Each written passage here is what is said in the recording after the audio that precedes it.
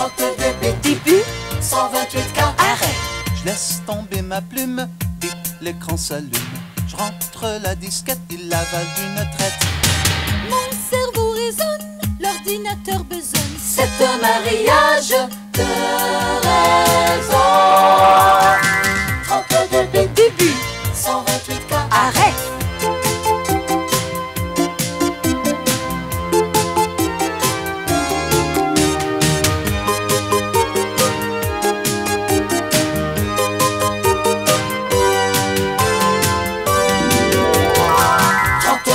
Affiche. 128K. Variable. Le matériel, c'est tout ce qu'on peut voir, l'équipement, le clavier, l'écran, l'unité de disque, la mémoire, les disquettes, tandis que le logiciel, c'est tout ce qu'on ne voit pas. Par exemple, le programme qui est sur la disquette, c'est un logiciel. Le matériel, c'est l'équipement.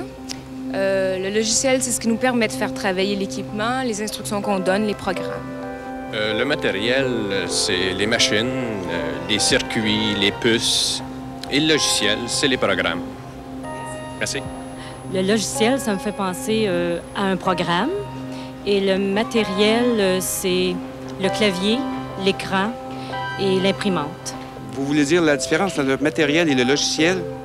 Dans mon point de vue, c'est la même différence qui existe avec une comparaison avec une automobile et le conducteur. Le matériel, c'est comme une automobile, et le logiciel, c'est le conducteur. Donc, l'un ne peut pas marcher sans l'autre. Le matériel, c'est l'hardware, la quincaillerie.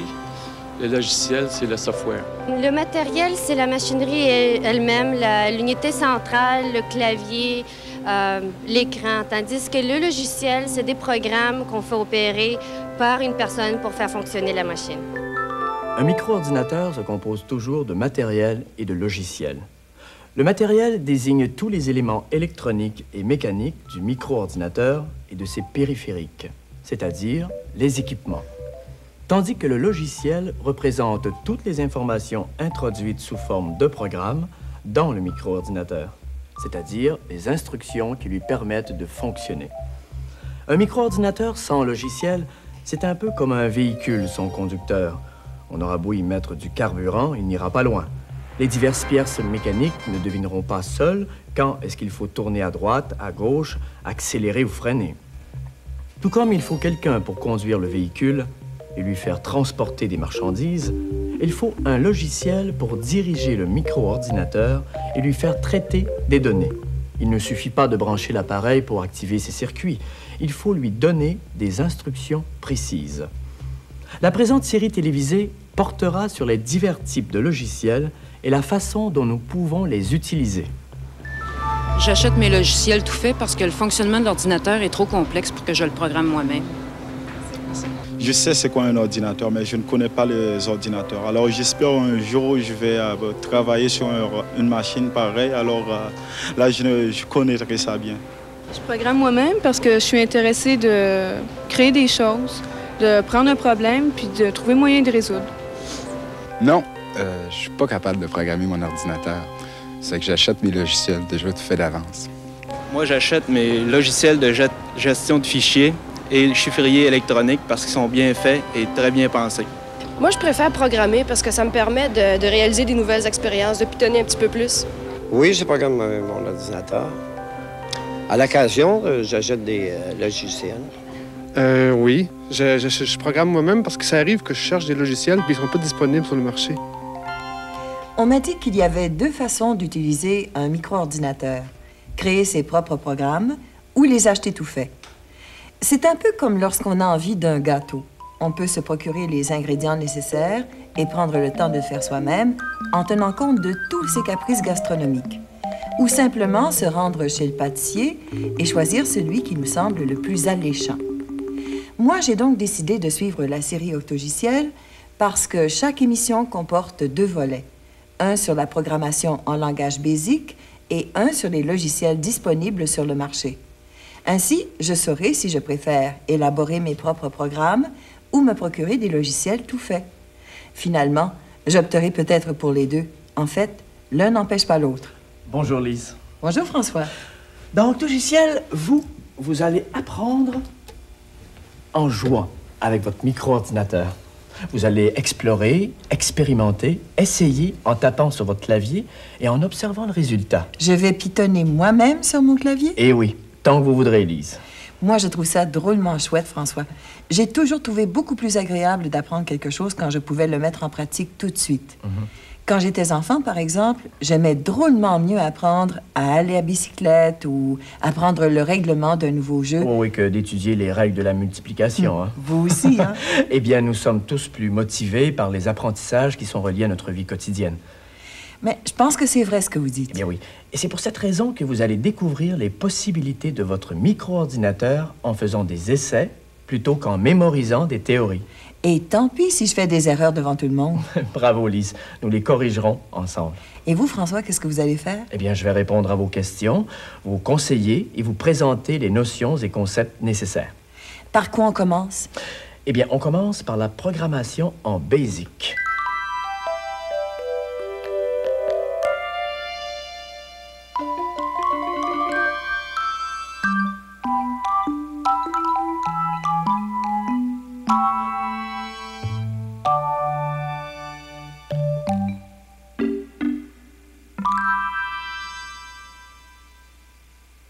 Pourquoi BASIC? Excellente question, Lise. Vous savez que les micro-ordinateurs parlent en langage binaire, c'est-à-dire par des combinaisons de 0 et de 1. Et nous parlons français. Exact. Il nous faut donc trouver un moyen de communiquer. Il n'est pas possible, par exemple, d'apprendre le français à l'ordinateur? Non, pour l'instant. La technologie n'est pas rendue là. Et je suppose que nous ne pouvons pas, nous, apprendre le langage binaire. Eh bien, aimeriez-vous apprendre ceci, Lise? Non, non, merci. Mais il doit être possible, cependant, de trouver un compromis entre le français et le binaire, non? En effet, oui. La solution consiste à employer un langage informatique, soit un ensemble de symboles et de règles qui ressemblent au français, mais qui sont faciles à décoder par le micro-ordinateur. Et le BASIC en est un? Eh oui. Et plus un langage informatique se rapproche des langues naturelles, comme le français ou l'anglais, plus on le dit évoluer. Je parie que vous avez choisi le BASIC parce qu'il était évolué? C'est une des raisons, oui. Mais il y a aussi que tous les micro-ordinateurs sur le marché utilisent le BASIC. Donc, c'est un langage très répandu. Oui, et c'est en plus un langage qui s'apprend rapidement et qui permet de rédiger des programmes assez rapidement. Il y a d'autres langages évolués, cependant. Oui, bien sûr. Le Pascal, l'APL et le Logo, par exemple, sont plus performants et plus structurés. Mais le BASIC reste le langage évolué le plus accessible. Et vous avez préféré l'accessibilité à la performance. Bonne idée, François. Alors, de quoi ça a l'air, ce langage BASIC?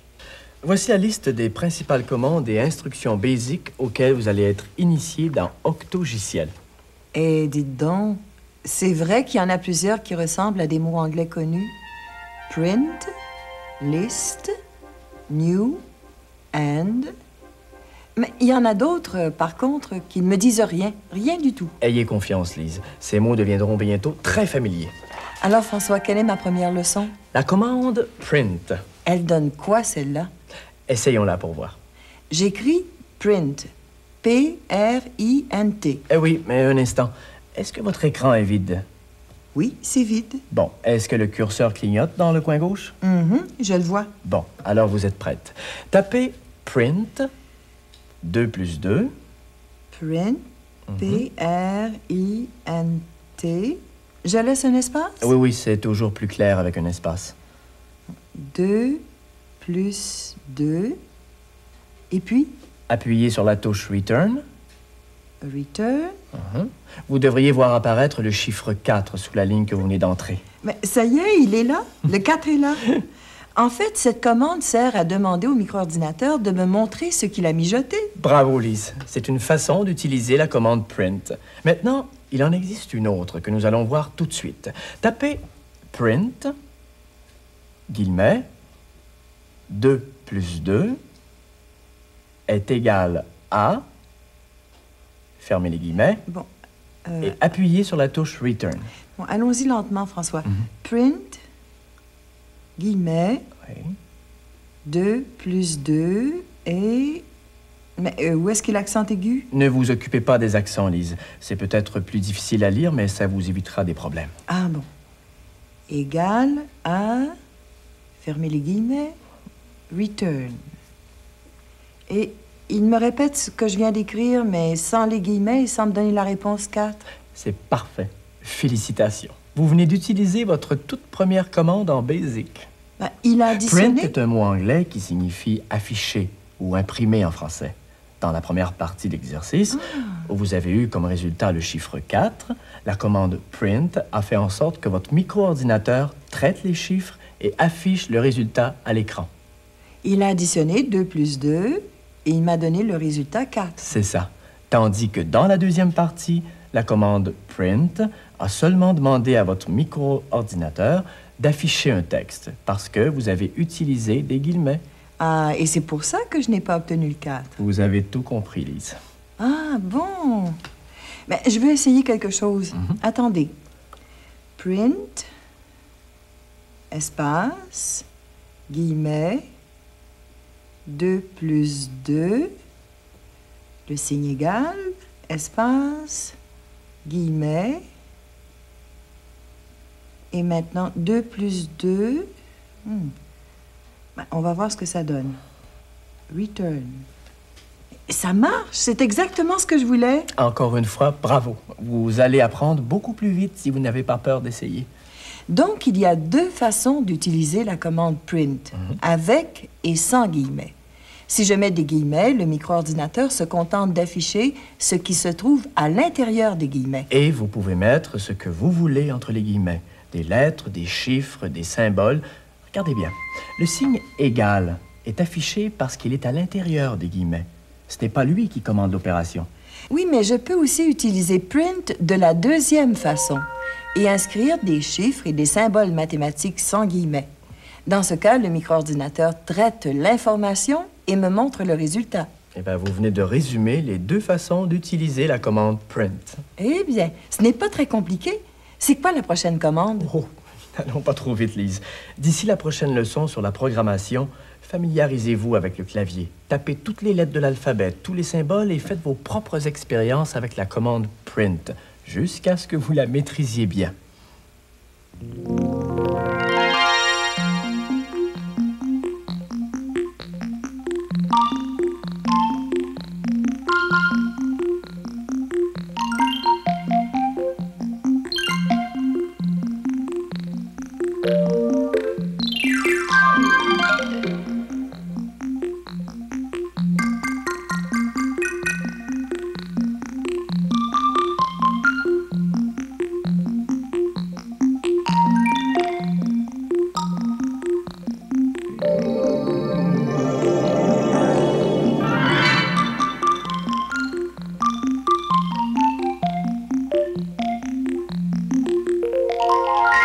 Nous allons maintenant transformer notre micro-ordinateur en une machine à écrire très perfectionnée. Et nous allons l'utiliser pour rédiger un document.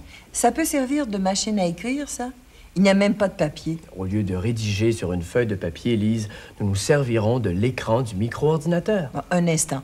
D'abord, moi, je ne suis pas dactylo et je ne tape pas très vite, même avec une machine à écrire électrique. Ce n'est pas nécessaire, Lise. Mais je ne vois quand même pas comment je pourrais être plus efficace avec un micro-ordinateur. Eh bien, c'est là que vous vous trompez. L'avantage du micro-ordinateur, ce n'est pas la vitesse à laquelle on dactylographie le texte. Mais qu'est-ce que c'est alors, si ça ne va pas plus vite? Ce sont les tâches que l'on peut demander à la machine de faire pour nous. Les tâches? Oui. Est-ce que ce ne serait pas ce qu'on appelle le traitement de texte? Exactement, Lise. Ah, mais je ne saisis pas vraiment ce que ça peut être que de traiter des textes. Rien de plus normal, on ne l'a jamais vu. Installez-vous. Nous allons le comprendre en faisant un exercice. Est-ce que je peux faire ça avec n'importe quel micro-ordinateur? Pas n'importe quel, non, mais la plupart. En général, si vous possédez un clavier et un écran, vous n'avez qu'à vous procurer le logiciel de traitement de texte approprié à votre micro-ordinateur. Le logiciel de traitement de texte. C'est ce qu'on appelle un logiciel d'application, c'est-à-dire un logiciel déjà prêt à utiliser, conçu pour un travail particulier. Il y en a un qui est fait spécialement pour la rédaction de texte. Oh, il y en a même plusieurs, oui. Et ça se trouve où, François? On les achète sur le marché. Le nôtre, où est-ce qu'il est? C'est le programme qui est sur la disquette. Il contient toutes les instructions dont le micro-ordinateur a besoin pour produire un document. Et c'est toujours sur disquette? Certains logiciels sont aussi disponibles sur cassette ou sur cartouche. Le nôtre, c'est celui-ci. Oui. Je l'ai déjà chargé dans la mémoire de votre micro-ordinateur. Il ne vous reste plus qu'à insérer votre disquette de travail. Quand on fait du traitement de texte, il faut utiliser 2 disquettes.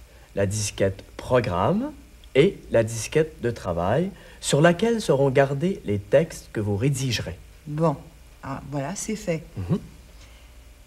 Menu principal. Entrez un nouveau texte. Un menu comme au restaurant. Il me donne la liste de tout ce que je peux choisir comme opération. C'est ça, hein? Eh oui, c'est ça, Lise. Bon, eh bien, qu'est-ce que je prends pour commencer? Normalement, vous commencez par l'opération « Entrer un nouveau texte ».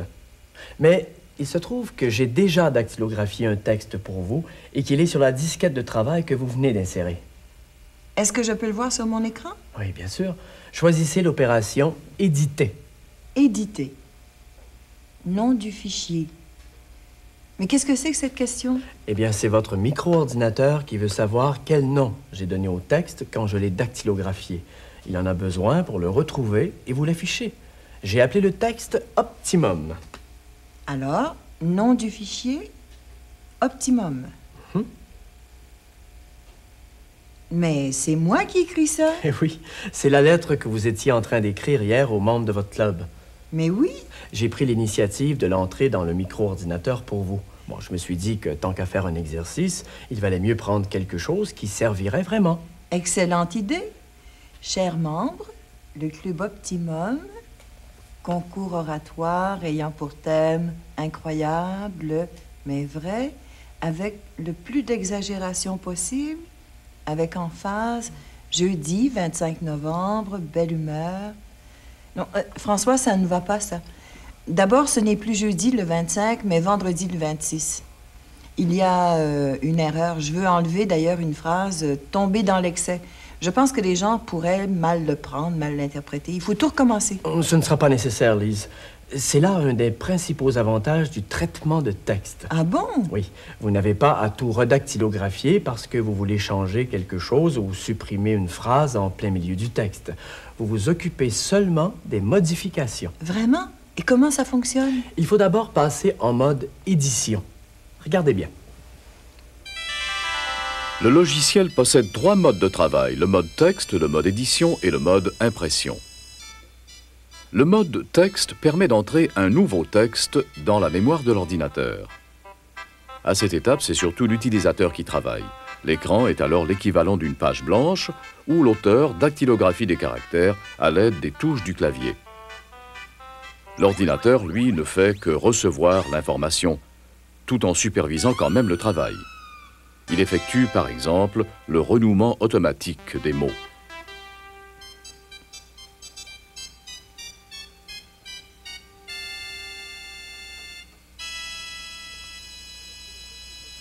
Lorsque l'auteur veut corriger son texte, il doit entrer en mode édition. C'est là que l'ordinateur se met véritablement au travail. L'édition permet de changer le contenu ou la présentation du texte. Elle comporte 2 grandes catégories d'opérations, soit les modifications et le formatage. Notre auteur désire apporter quelques modifications à son texte. Pour ce faire, il doit appuyer sur une touche qui indiquera à l'ordinateur ce qu'il doit faire. Il vient d'appuyer sur la touche d'insertion.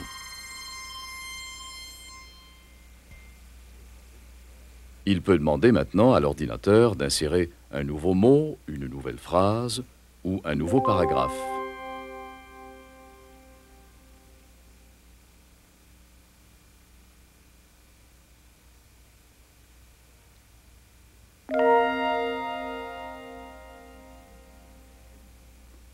Il existe d'autres possibilités de modification.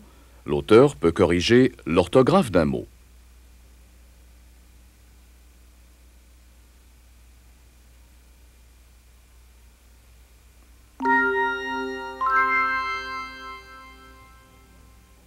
Ou encore remplacer un mot par un autre.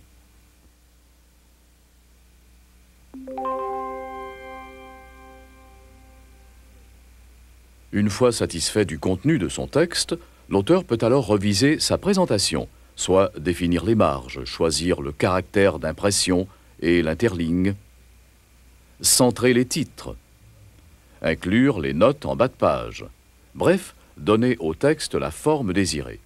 C'est ce qu'on appelle le formatage.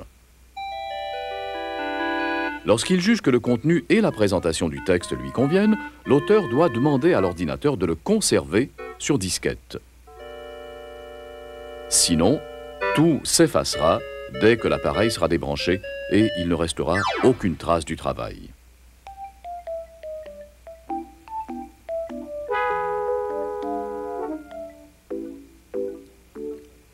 Enfin, quand un texte est sauvegardé sur disquette, l'auteur peut, à volonté, le faire réafficher à l'écran. Ou le faire imprimer, pour en obtenir une copie.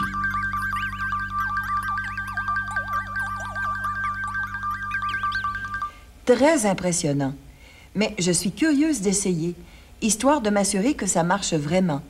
Je vais commencer par enlever la phrase qui ne me plaît pas. Vous avez ici la liste de toutes les touches de fonction et ce à quoi elles servent. Si j'ai bien compris, je me mets en mode édition parce que je veux faire une modification.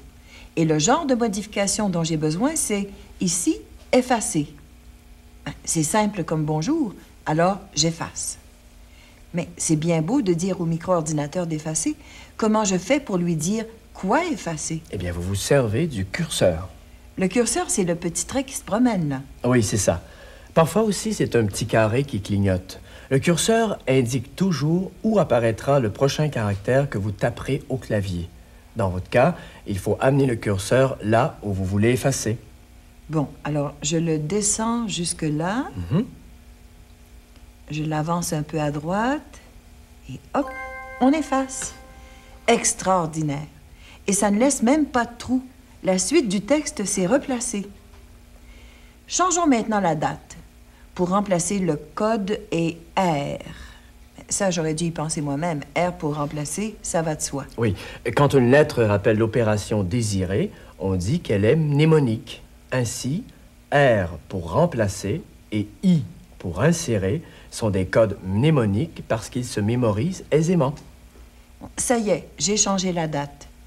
Maintenant que je sais comment faire des corrections, j'aimerais savoir de quelle façon on dactylographie le texte la première fois. Vous voulez entrer un texte? Ben, justement, François, je n'avais pas terminé la lettre aux membres du club. Est-ce que je pourrais continuer maintenant à l'écran? Bien sûr, Lise. Il suffit de vous mettre en mode texte, d'amener le curseur là où vous êtes rendu et de rédiger. Je me mets en mode texte. Oui.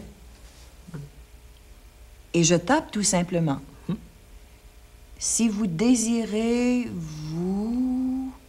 Oups! Je me suis trompée sur le verbe désirer. Je vais donc me mettre en mode édition pour corriger le mot. Non, ce n'est pas nécessaire, Lise. En mode texte, vous n'avez qu'à reculer et recommencer. C'est drôle.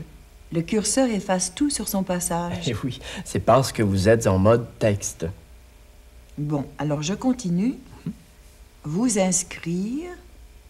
Mais tiens, je suis passée à la ligne suivante sans avoir rien demandé. Quand il arrive à la fin d'une ligne, le micro-ordinateur fait automatiquement le retour à la marge. C'est seulement à la fin d'un paragraphe que vous tapez vous-même le retour. Bon, essayons voir. D'accord. La présidente, Lise Payette. Voilà, c'est terminé. Maintenant, si vous avez été capable de faire afficher le texte que j'avais préparé, c'est parce que je l'avais sauvegardé sur la disquette. Heureusement que vous l'aviez fait. Oui, heureusement. Eh bien, si vous voulez conserver le texte avec les modifications que vous venez de faire... Je dois aussi le sauvegarder sur ma disquette de travail. Bravo. Avec le traitement de texte, on n'obtient pas automatiquement une copie sur papier comme avec une machine à écrire, par exemple. Non, mais il ne faut surtout pas l'oublier.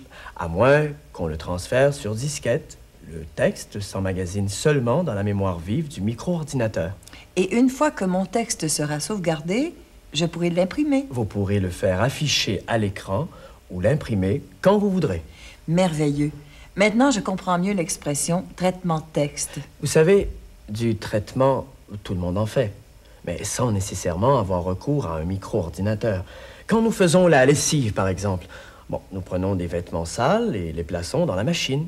Puis nous donnons nos instructions en réglant le cycle. La machine lave, rince et sort, puis nous remet à la fin des vêtements propres. Et la même chose s'applique quand on cuisine.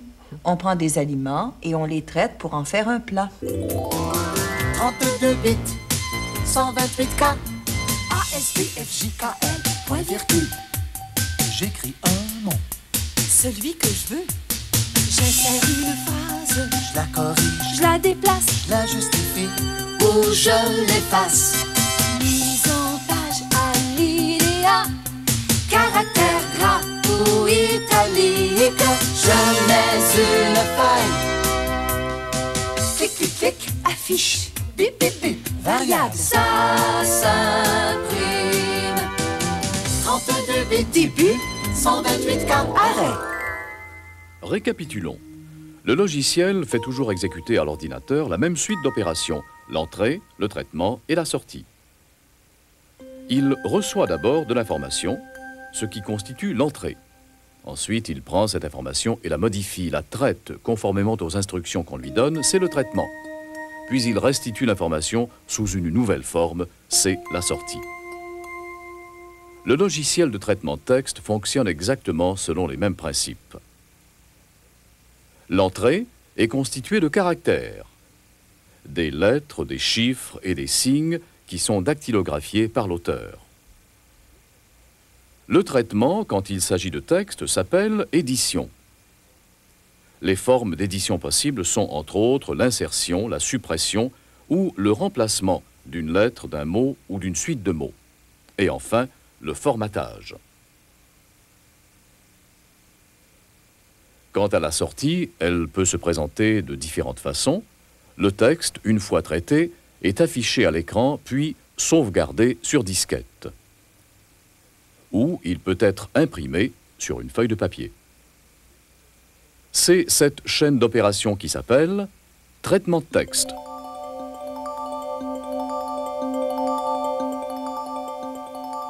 Savez-vous, je commence à avoir des idées sur la façon dont je pourrais me servir d'un logiciel de traitement de texte. Ça simplifierait drôlement ma tâche de présidente du club. Absolument, chère présidente. Mais j'aimerais bien qu'on en reparle la prochaine fois. Moi, je retourne à mon clavier, François. 32 bits, 128K. je laisse tomber ma plume, bip, l'écran s'allume. Je rentre la disquette, il avale d'une traite.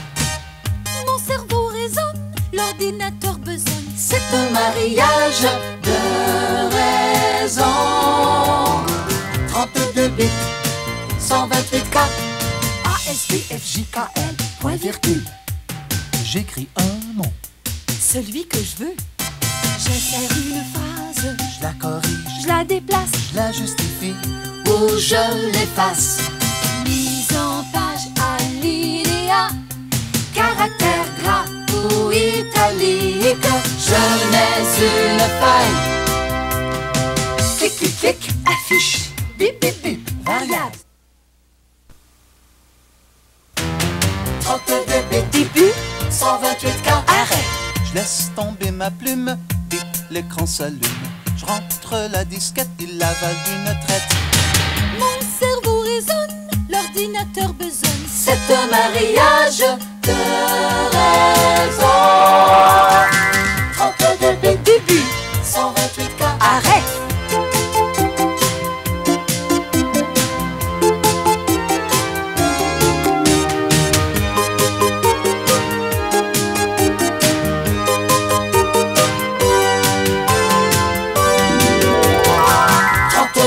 Affiche 128K variable.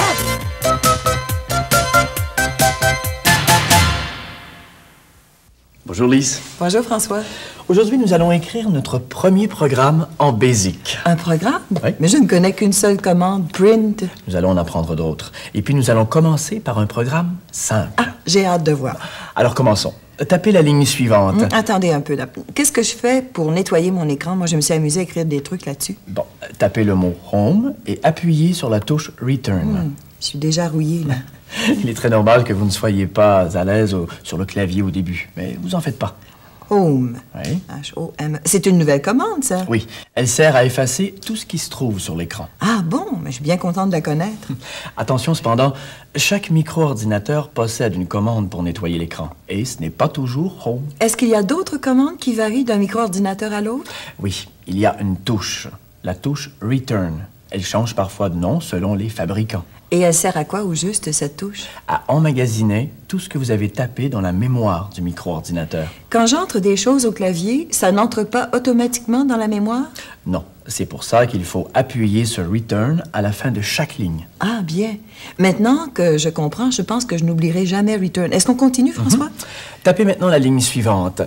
10, print, guillemets, le O sur un clavier, guillemets.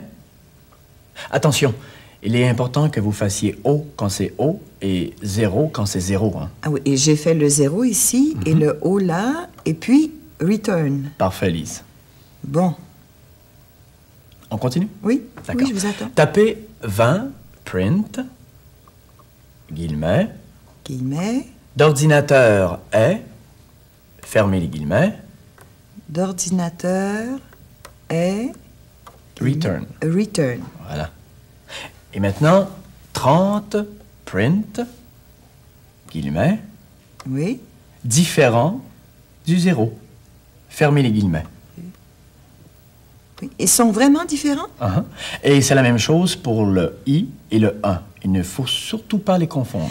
Je ne savais pas que l'ordinateur remarquait les erreurs aussi subtiles. Et oui, si jamais vous voyez un message semblable à syntax error apparaître sur l'écran, c'est parce que vous avez fait une erreur de codification et que le micro-ordinateur ne comprend pas. Et qu'est-ce qu'on fait dans un cas comme ça? Eh bien, vous reprenez ce que vous avez écrit en faisant attention aux moindres détails. Bon, alors, j'ai terminé et je crois que je ne me suis pas trompée. Bon, alors appuyez sur la touche Return et observez le résultat. Return. Mais il ne se passe rien. Eh bien, c'est parfait. Alors, tapez la commande Run, R-U-N, et appuyez sur Return. C'est une nouvelle commande, ça aussi. Attendez. Voyons ce que ça donne. Ah, c'est exactement comme la commande Print que nous avons vue la dernière fois. N'arrêtons pas là, Lise. Tapez la commande List et appuyez sur Return. Une autre commande nouvelle. L-I-S-T, Return. Et cette fois, c'est différent. Vous voyez la différence, hein? Eh bien, pour faire exécuter le programme, vous utilisez la commande Run. Tandis que pour revoir le programme que vous avez entré, vous utilisez la commande List. Ah, je vois, François, mais c'est un programme, ça? Pas tout à fait. Nous verrons plus loin qu'un vrai programme BASIC contient d'autres instructions que print. Mais pour l'instant, nous pouvons dire que vous venez d'écrire, Lise, votre premier programme en BASIC. Hé, c'est pas si mal. Un numéro comme 10, 20 ou 30, suivi d'une instruction comme print, s'appelle une ligne de programme. Ah bon? Quand vous appuyez sur la touche Return, vous demandez à votre micro-ordinateur de stocker cette ligne dans sa mémoire et de l'exécuter au moment où vous lui signalerez. Avec la commande Run. Exactement, Lise. Et plusieurs lignes de programme forment un programme. Mais pourquoi, François, est-ce que vous parlez parfois d'instructions et parfois de commandes? Nous y arrivons. Regardez bien. Il y a deux façons de demander à l'ordinateur d'exécuter quelque chose. La première consiste à lui donner une opération à effectuer et demander le résultat immédiatement.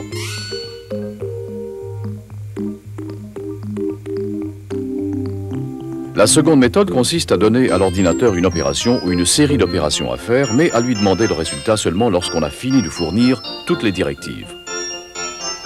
Dans le premier cas, on fait fonctionner l'ordinateur en mode direct, au moyen d'une commande. Quand on tape sur le clavier Print 2+2 et qu'on appuie sur la touche Return, on obtient immédiatement le résultat de l'opération demandée. Le mot Print est ici employé comme une commande. Tout disparaît et l'ordinateur ne le garde pas dans sa mémoire après qu'il a calculé le résultat.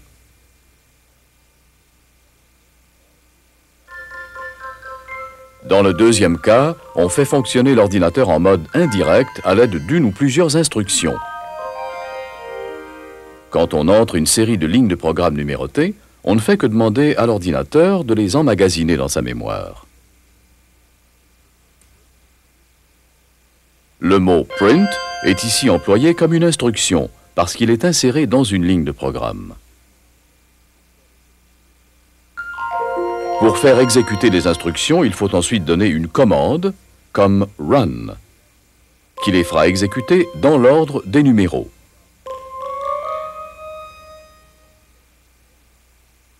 Ou encore comme la commande « list », qui fera réafficher les lignes de programme. Est-ce que toutes les commandes peuvent aussi être des instructions? Pas toutes, Lise. Print, par exemple, peut être utilisé comme commande en mode direct ou encore comme instruction dans une ligne de programme. C'est aussi le cas de home. Et run? Run et list, par contre, sont généralement des commandes. Elles sont rarement insérées comme instruction dans un programme. En fin de compte, François, le mode indirect, c'est comme un voyage organisé. On trace tout l'itinéraire d'avance et hop, on part en sachant exactement où on s'en va. Si vous voulez, oui. Tandis que fonctionner en mode direct, c'est comme partir à l'aventure, en découvrant au fur et à mesure. C'est bien ça. Êtes-vous prête à apprendre une autre commande, Lise? Nous en avons vu déjà plusieurs aujourd'hui. Pas de problème, François, mes circuits sont en très grande forme. Bon, allons-y donc avec la commande new, qui permet de demander au micro-ordinateur de faire le vide. Faire le vide? Oui. Tiens. Tapez le mot « Home » et appuyez sur la touche « Return ». Oh, return, c'est fait. Bon, tapez les lignes de programme suivantes. 10, print, guillemets, guillemets, adieu, guillemets, appuyez sur la touche « Return ».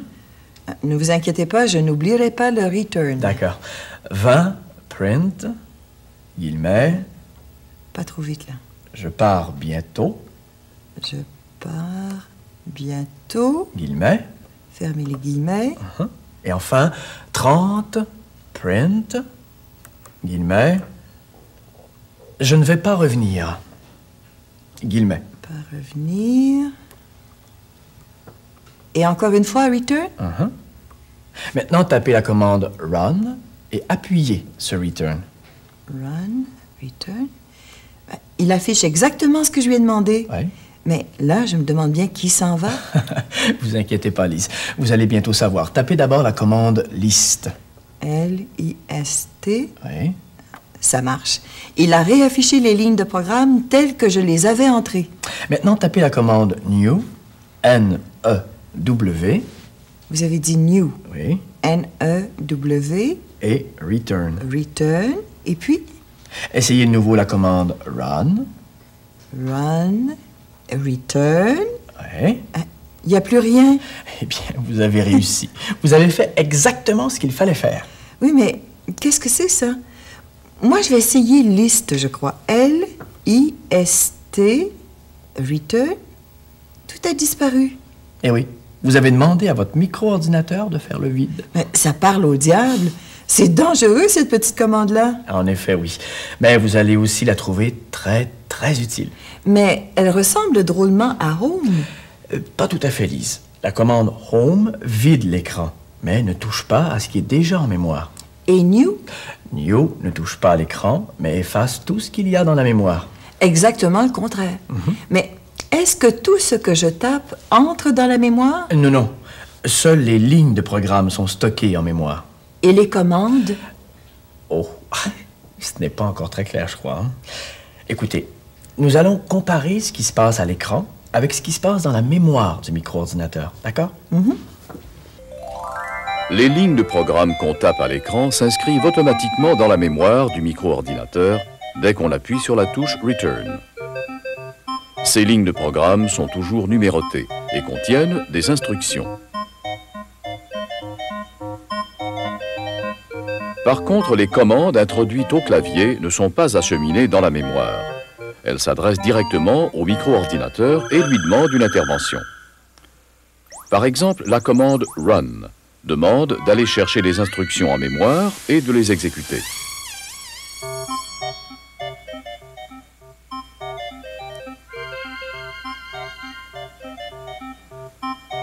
La commande « List » demande d'afficher les lignes d'instructions à l'écran.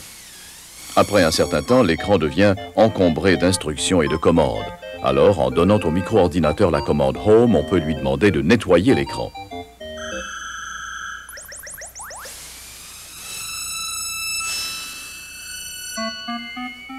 La mémoire, à son tour, peut se remplir d'instructions dont l'utilisateur n'a plus besoin.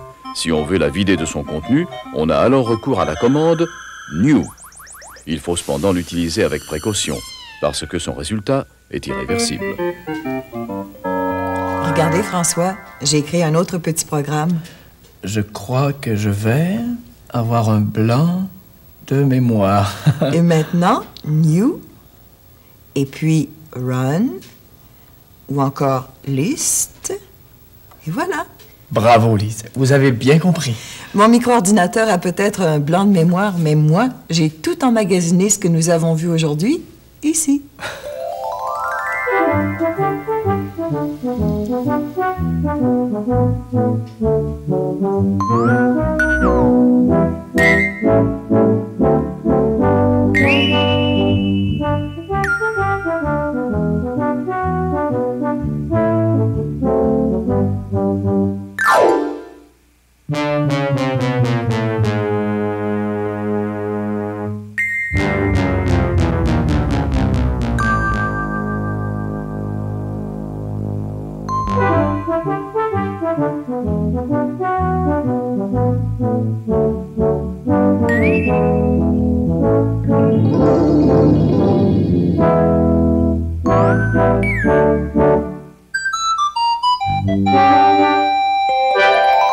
Revenons maintenant à notre logiciel de traitement de texte. Oui, parlons-en.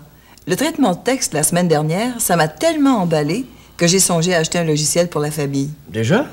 Eh bien, il me semble que vous allez un peu vite, non? Bien, je me suis rendue au magasin de micro-ordinateurs. Et le vendeur s'est mis à me poser toutes sortes de questions auxquelles je ne pouvais pas répondre. Il m'a demandé si je voulais la fusion, les macro-touches ou quelque chose comme ça, la justification. En tout cas, j'étais complètement perdue. Moi, je croyais que tous les logiciels étaient comme celui que j'ai utilisé la dernière fois. Mais je me suis rendu compte qu'ils n'étaient pas tous pareils.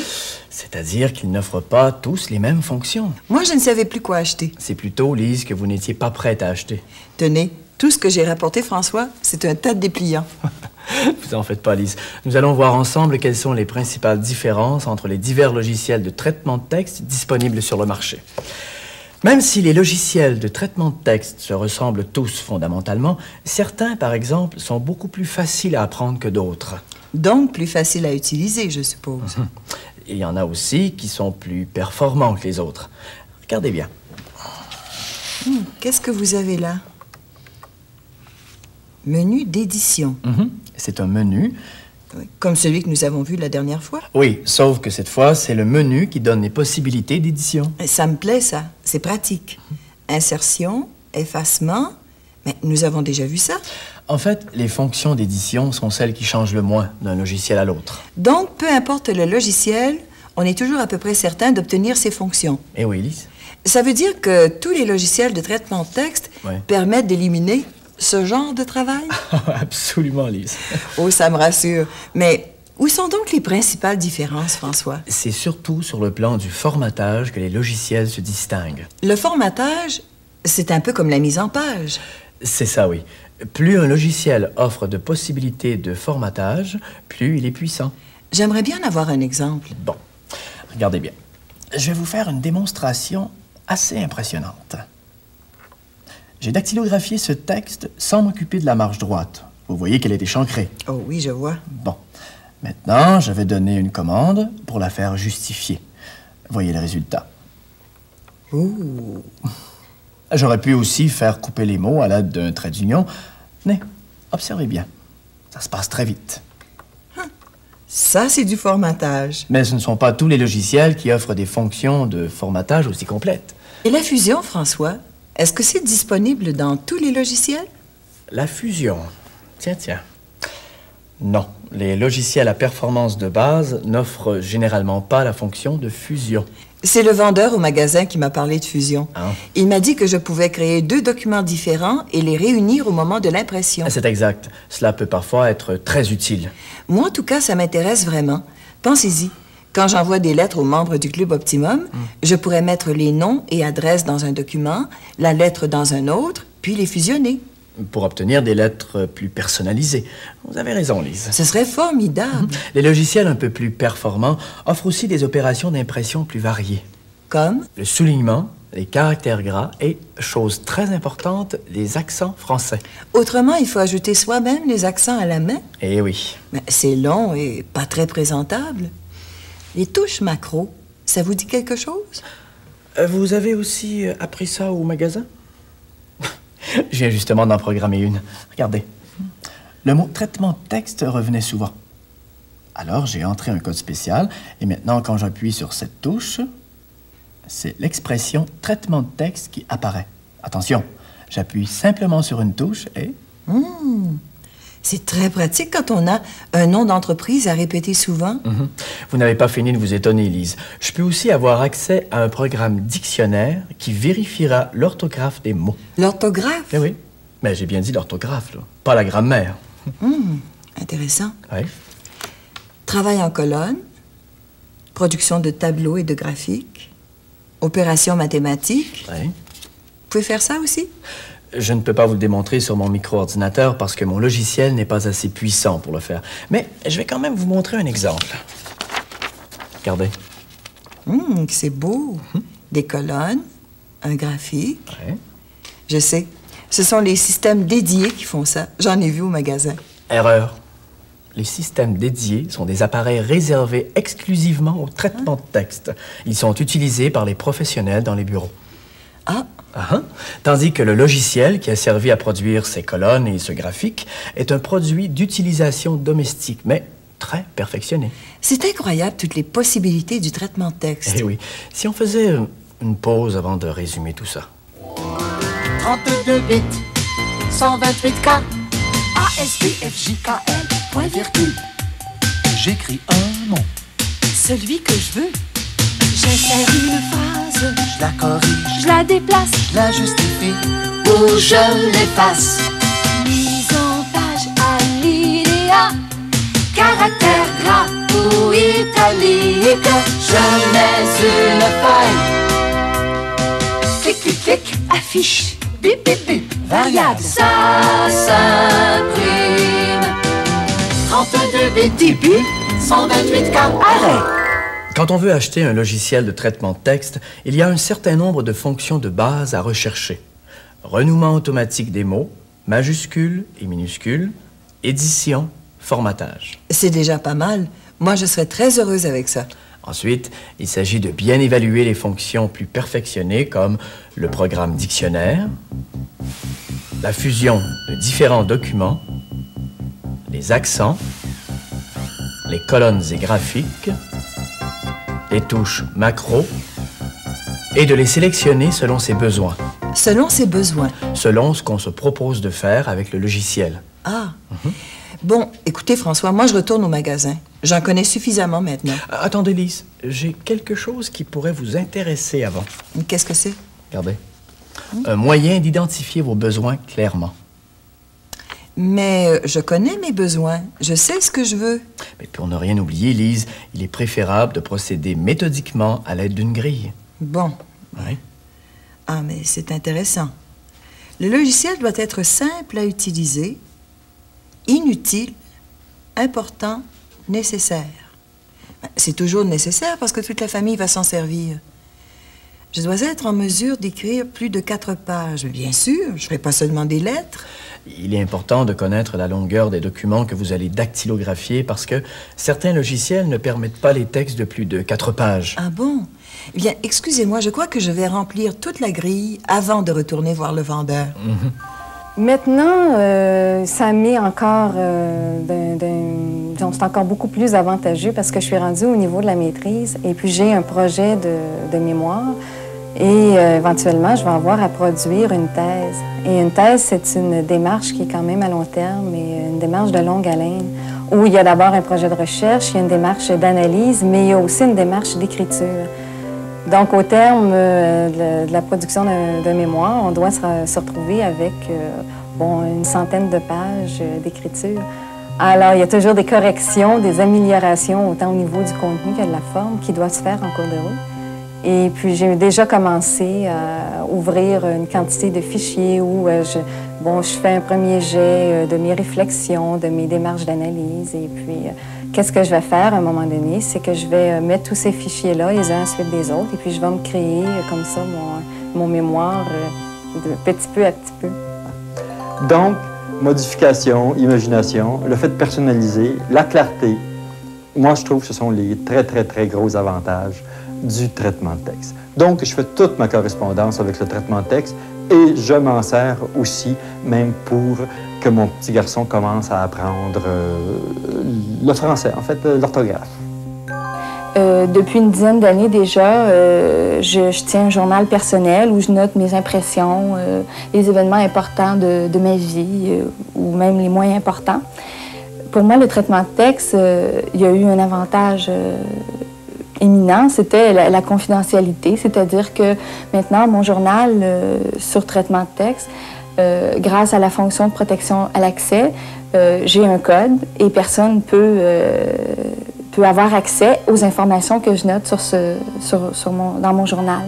Alors pour moi, c'est très important parce qu'évidemment, au lieu de laisser traîner, j'avais toujours peur, je ramassais mes carnets pour pas que mes proches ou les gens avec qui je vis voient mes notes ou mes émotions, mes impressions. Alors maintenant, grâce au traitement de texte, grâce à cette fonction-là sur mon ordinateur, mes documents, mes choses, je peux les garder seulement pour moi. Moi, le traitement de texte, je m'en sers surtout pour le journal syndical, là où je travaille. Par exemple, mes confrères font des textes que je ramasse, puis que je n'ai plus qu'à rentrer sur l'écran pour ensuite faire la mise en page. Comme ici, vous voyez, j'ai intégré des dessins au texte. Le traitement de texte permet justement, un coup que tout est tapé, de placer mes lignes de façon à mettre les dessins que j'ai choisis. Ça, c'est un avantage. Ça permet des textes beaucoup plus allégés, beaucoup plus intéressants. Ah oui, puis je cherche aussi des logiciels de musique qui me permettraient, par exemple, les mélodies que je vous ai jouées, de les mettre sur une portée puis de pouvoir les travailler, quoi.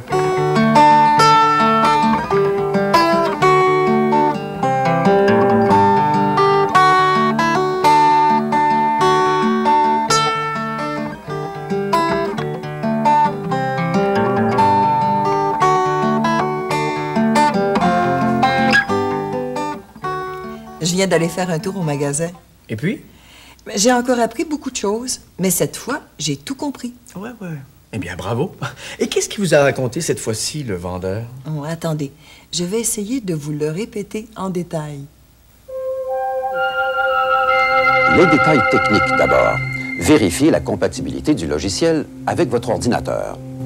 Votre mémoire vive est-elle suffisamment grande pour contenir le logiciel? Il faut penser à ça.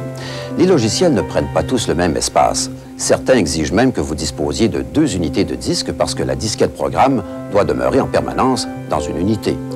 Quand vous n'avez qu'une seule unité, il faut faire votre choix en conséquence. À part ça, est-ce que vous désirez une imprimante? Si vous désirez imprimer des lettres et les envoyer, il vous en faut une. Et là aussi, il est important de vérifier si votre imprimante est compatible non seulement avec votre ordinateur, mais avec le logiciel que vous allez acheter. C'est pour ça qu'il est préférable de choisir l'imprimante et le logiciel en même temps. Croyez-en mon expérience, n'allez jamais prendre n'importe quelle imprimante qui va avec votre ordinateur. Par exemple, vous m'avez dit que vous aviez besoin des accents français. Eh bien, imaginez-vous que vous achetez un logiciel qui offre les accents, mais que votre imprimante ne les imprime pas. Ça ne servirait pas à grand-chose, n'est-ce pas? Assurez-vous que l'imprimante est en mesure d'exécuter toutes les fonctions du logiciel. C'est très important. Un autre conseil. D'une part, faites attention de choisir un logiciel qui répond à vos besoins immédiats. D'autre part, pensez à l'avenir. Plus vous vous servirez de votre micro-ordinateur, plus vous voudrez augmenter ses fonctions. Vaut mieux le prévoir dès le départ. Ne vous emballez pas quand même, mais prenez le temps de regarder tout ce qu'il y a de disponible. Un dernier conseil d'amis. Demandez l'avis de plusieurs personnes. Chacun croit que son logiciel est le meilleur. Mais ce qu'il vous faut, c'est ce qu'il y a de mieux pour vous et non pas pour votre voisin. Croyez-en, mon expérience. Eh bien, Lise, je vois que vous avez été bien conseillée. Finalement, choisir un logiciel de traitement de texte, ce n'est pas aussi simple que d'acheter une paire de chaussettes. En fait, Lise, ça ressemble davantage à l'achat d'une voiture. Pensez-y. Avant de choisir une nouvelle voiture, vous vous posez toutes sortes de questions. Est-ce que je vais surtout conduire en ville ou sur la route ou... Oui, est-il important pour moi d'avoir un grand coffre? Est-ce qu'il me faut 2 ou 4 portières? Est-ce que j'ai absolument besoin d'un briquet ou d'une radio ou... Est-ce que je veux m'offrir le luxe d'un toit ouvrant? Vous voyez, quand vous achetez une voiture, vous commencez par établir vos besoins. Ensuite, je compare les prix. Et finalement, qu'est-ce que vous faites lorsqu'il ne vous reste plus qu'à choisir entre les 2 ou 3 modèles qui vous intéressent le plus? Je retourne chez le concessionnaire et je vais les essayer. Eh bien, c'est la même chose avec les logiciels. Il faut toujours les essayer soi-même avant d'acheter. Ne vous contentez jamais d'une démonstration du vendeur. C'est ce que je vais faire. Ainsi, ça m'évitera d'avoir des mauvaises surprises quand je me mettrai au volant de mon logiciel. Au fait, il y a des logiciels qui servent à autre chose que le traitement de texte. Bien entendu, Lise. C'est ce que nous verrons la prochaine fois. Et moi, pendant ce temps-là, je retourne chez le concessionnaire. Vous m'avez donné le goût de changer de voiture. 32 bits, 128K. Je laisse tomber ma plume, bip, l'écran s'allume. Je rentre la disquette, il avale d'une traite. Mon cerveau résonne, l'ordinateur besogne. C'est un mariage de raison. 32 bits, 128K. ASDFJKL, point virgule. J'écris un mot, Celui que je veux. J'insère une phrase, je la corrige, je la déplace, je la justifie, ou je l'efface. mise en page alinéa, Caractère gras ou italique, je mets une feuille. Clic, clic, clic, affiche, bip, bip, bip, variable, ça s'imprime. 32 bits, 10 bits, 128K, arrête.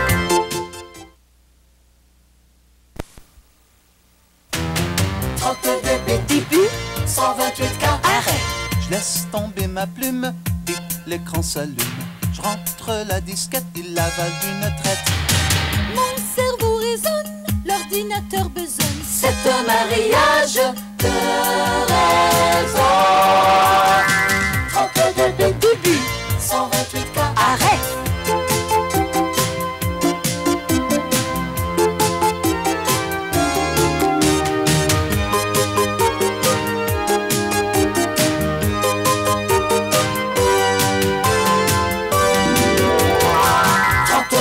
Affiche 128K variable.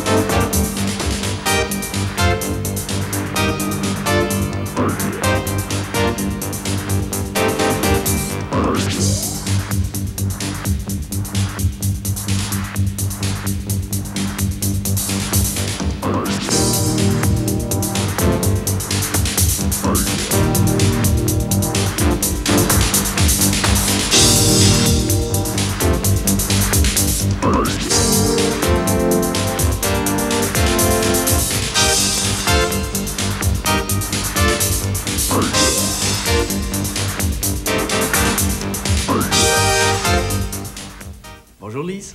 Bonjour, mon beau François. Avez-vous aimé mon petit vidéo? Oui, mais je me demande ce que ça vient faire ici. Ah, eh bien, aujourd'hui, nous allons surtout parler des variables. Mais François, quel rapport avec des chiffres et des noms qui changent? Bien, ce sont des variables dans la vie quotidienne. Et il y a des variables dans le langage BASIC? Eh oui. Nous les définissons au moyen de l'instruction LET.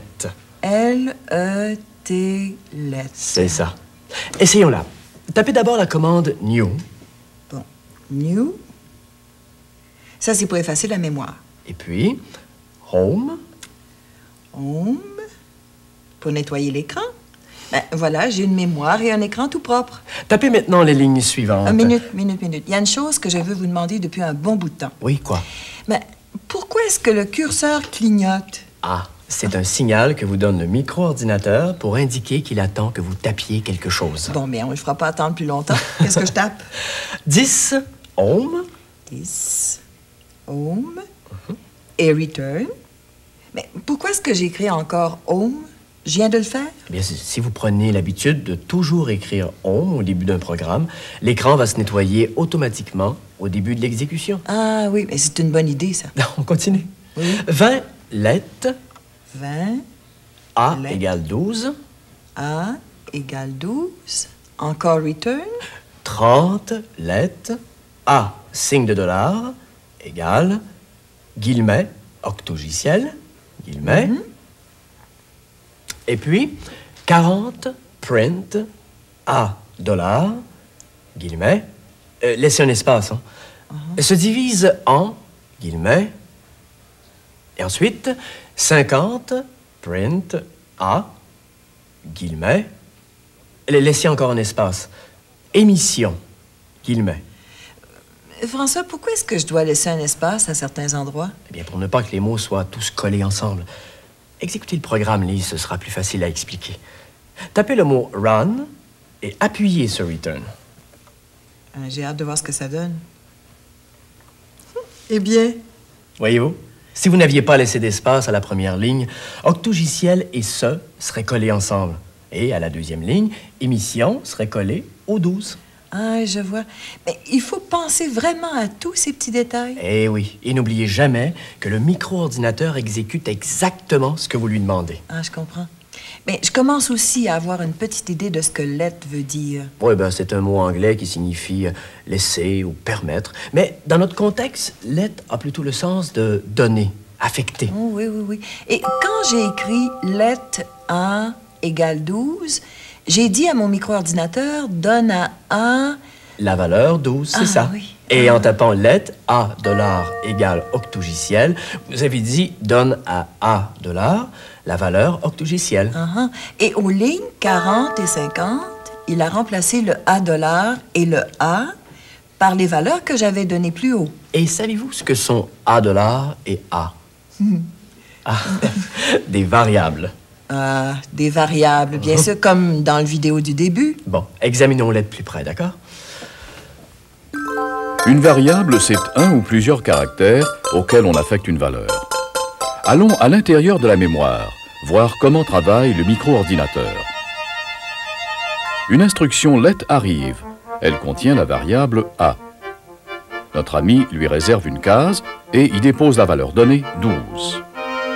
Voici une autre instruction let qui renferme cette fois la variable B dont la valeur est 3. Encore une instruction let avec la variable C qui a pour valeur non pas un nombre mais la somme de A et B. Nous avons donc 3 variables en mémoire. A, B et C, chacune possède une valeur particulière. Je vois. Dans la suite du programme, au lieu d'écrire les vraies valeurs, j'ai juste à mettre A, B ou C. Et le micro-ordinateur va automatiquement remplacer ces lettres par les valeurs que vous leur avez affectées. Mais il y a une chose que je ne comprends pas, François. Dans le petit programme que j'ai écrit tout à l'heure... Où ça? Le deuxième A, pourquoi est-il suivi d'un signe $? À la ligne 30, lettre A dollar égale octogiciel? Oui, octogiciel, c'est pas un montant d'argent, c'est un mot. Mais justement, c'est une variable alphanumérique. Regardez bien. Il y a 2 principaux types de variables, la variable numérique et la variable alphanumérique. Les variables numériques sont celles auxquelles on affecte un nombre comme valeur. Leur nom commence toujours par une lettre, qui peut être suivie d'un chiffre ou d'une autre lettre. Cette combinaison de lettres et de chiffres permet la création d'un grand nombre de variables. Quant aux variables alphanumériques, ce sont celles auxquelles on peut donner des lettres ou des nombres comme valeur. En effet, le mot se compose d'alpha et de numérique. Alpha désigne des lettres et numérique des nombres. Mais les variables alphanumériques acceptent aussi les symboles. On peut donc leur donner comme valeur tous les types de caractères. Les noms de ces variables commencent toujours par une lettre et se terminent par un signe $. Par ailleurs, la valeur qu'on leur affecte doit toujours être placé entre guillemets. C'est le signe $ et les guillemets qui permettent de distinguer une variable alphanumérique d'une variable numérique. Si l'on se trompe et qu'on donne par exemple une valeur alphanumérique à un nom de variable numérique, on recevra un message d'erreur, comme celui-ci. Donc le signe $, ça n'a rien à voir avec l'argent. Absolument pas. Vous savez, j'ai bien compris qu'une variable, c'était un ou des caractères auxquels on donnait une valeur, soit numérique, soit alphanumérique. Très bien, Lise. Oui, mais à quoi ça sert? À quoi ça sert? Mais François, c'est pas tellement plus compliqué d'écrire print 12 que print A? Ah, ce que nous n'avons pas encore expliqué, c'est que une variable, ça peut changer de valeur. Il me semblait bien que ça s'appelait pas une variable pour rien. Bon, écoutez, j'ai un petit exemple à vous montrer. Bon. Voilà. C'est un programme qui sert à calculer le rendement d'un investissement. Ah, ça m'intéresse. Supposons que vous songez à investir 1000 $ à 10 % et que vous voulez savoir combien ça va vous rapporter en 5 ans. Le programme est fait exprès pour ça? Oui, oui. Regardez. La première, M, ça c'est que le programme contient 3 variables. J'explique. Oui. La première, M, désigne le montant d'investissement et sa valeur est 1000. 1000 $, 1000 francs, 1000 dinars, peu importe. Oui, je comprends. Bon. La deuxième, T, représente le taux d'intérêt. Je vois, oui. Sa valeur est 10. Oui. Et la troisième, D, est la durée de l'investissement. 5 pour 5 ans. Mais il y a des instructions que je ne connais pas plus bas. Ne vous en occupez pas, Lise, pour l'instant. Ce sont les formules qui servent à faire les calculs. Remarquez simplement qu'on retrouve les noms des variables sur les autres lignes du programme. Ah, oui, oui, oui, je vois. Maintenant, je tape Run. Voilà, pour faire exécuter le programme. Et nous allons savoir combien va vous rapporter votre investissement. 1610 et 51. Ben, ça a été très rapide. Maintenant, supposons que moi aussi, je veux investir 1000 $ à 10 %, mais seulement pour 3 ans. Mais est-ce que vous pouvez vous servir du même programme? Mais oui. Tout ce que j'ai à changer, c'est la valeur de la variable D, durée. Je n'ai pas à m'occuper du reste. Je change le 5 pour un 3 et le tour est joué. Je tape Run. Voilà. Et j'ai ma réponse. 1331. Et si le taux d'intérêt change? Eh bien, vous modifiez simplement la variable T, taux d'intérêt. Mais c'est très bien, cette idée de variable. Ça permet d'utiliser le même programme plusieurs fois en changeant seulement une donnée. Et d'explorer toutes sortes de possibilités en un tour de main. Moi, j'ai l'impression que je vais l'utiliser très souvent, l'instruction LET. Il faut tout de même que je mentionne quelque chose, Lise. Quoi, François? Eh bien, le mot LET n'est pas toujours nécessaire. Ah bon? Qu'est-ce que vous voulez dire? Il y a dans certains micro-ordinateurs, vous pouvez simplement écrire, par exemple, M égale 1000 ou D égale 5 et ça a le même résultat. À ce moment-là, l'instruction LET est sous-entendue. Exactement. Est-ce qu'on a le temps de voir une autre instruction? Une petite dernière? Oui. J'en ai une pas compliquée du tout. Écrivez d'abord Home, New, et puis tapez ceci. 10 Home, 20, print, guillemets, vous ne devez pas voir, fermez les guillemets. Fermez les guillemets, return. 30, end. E-N-D. C'est ça. Et puis, 40, print, guillemets, affichez cette ligne, guillemets. C'est tout. Je tape run pour faire exécuter le programme? Allez-y. Ben, François, il manque une ligne. Il s'est arrêté après, vous ne devez pas voir. Et dites-moi, Lise, est-ce que vous savez pourquoi? Bon, ça, c'est à cause de l'instruction end. Oh, bravo, vous avez tout deviné. Le mot anglais end signifie fin en français. Dès que le micro-ordinateur voit cette instruction, il arrête d'exécuter le programme. Est-ce que j'ai perdu mon programme? Mais non, pas du tout. Si vous donnez la commande run, le programme va s'exécuter encore une fois. Mais il va s'arrêter à end. Après end, il n'y a plus rien qui se passe.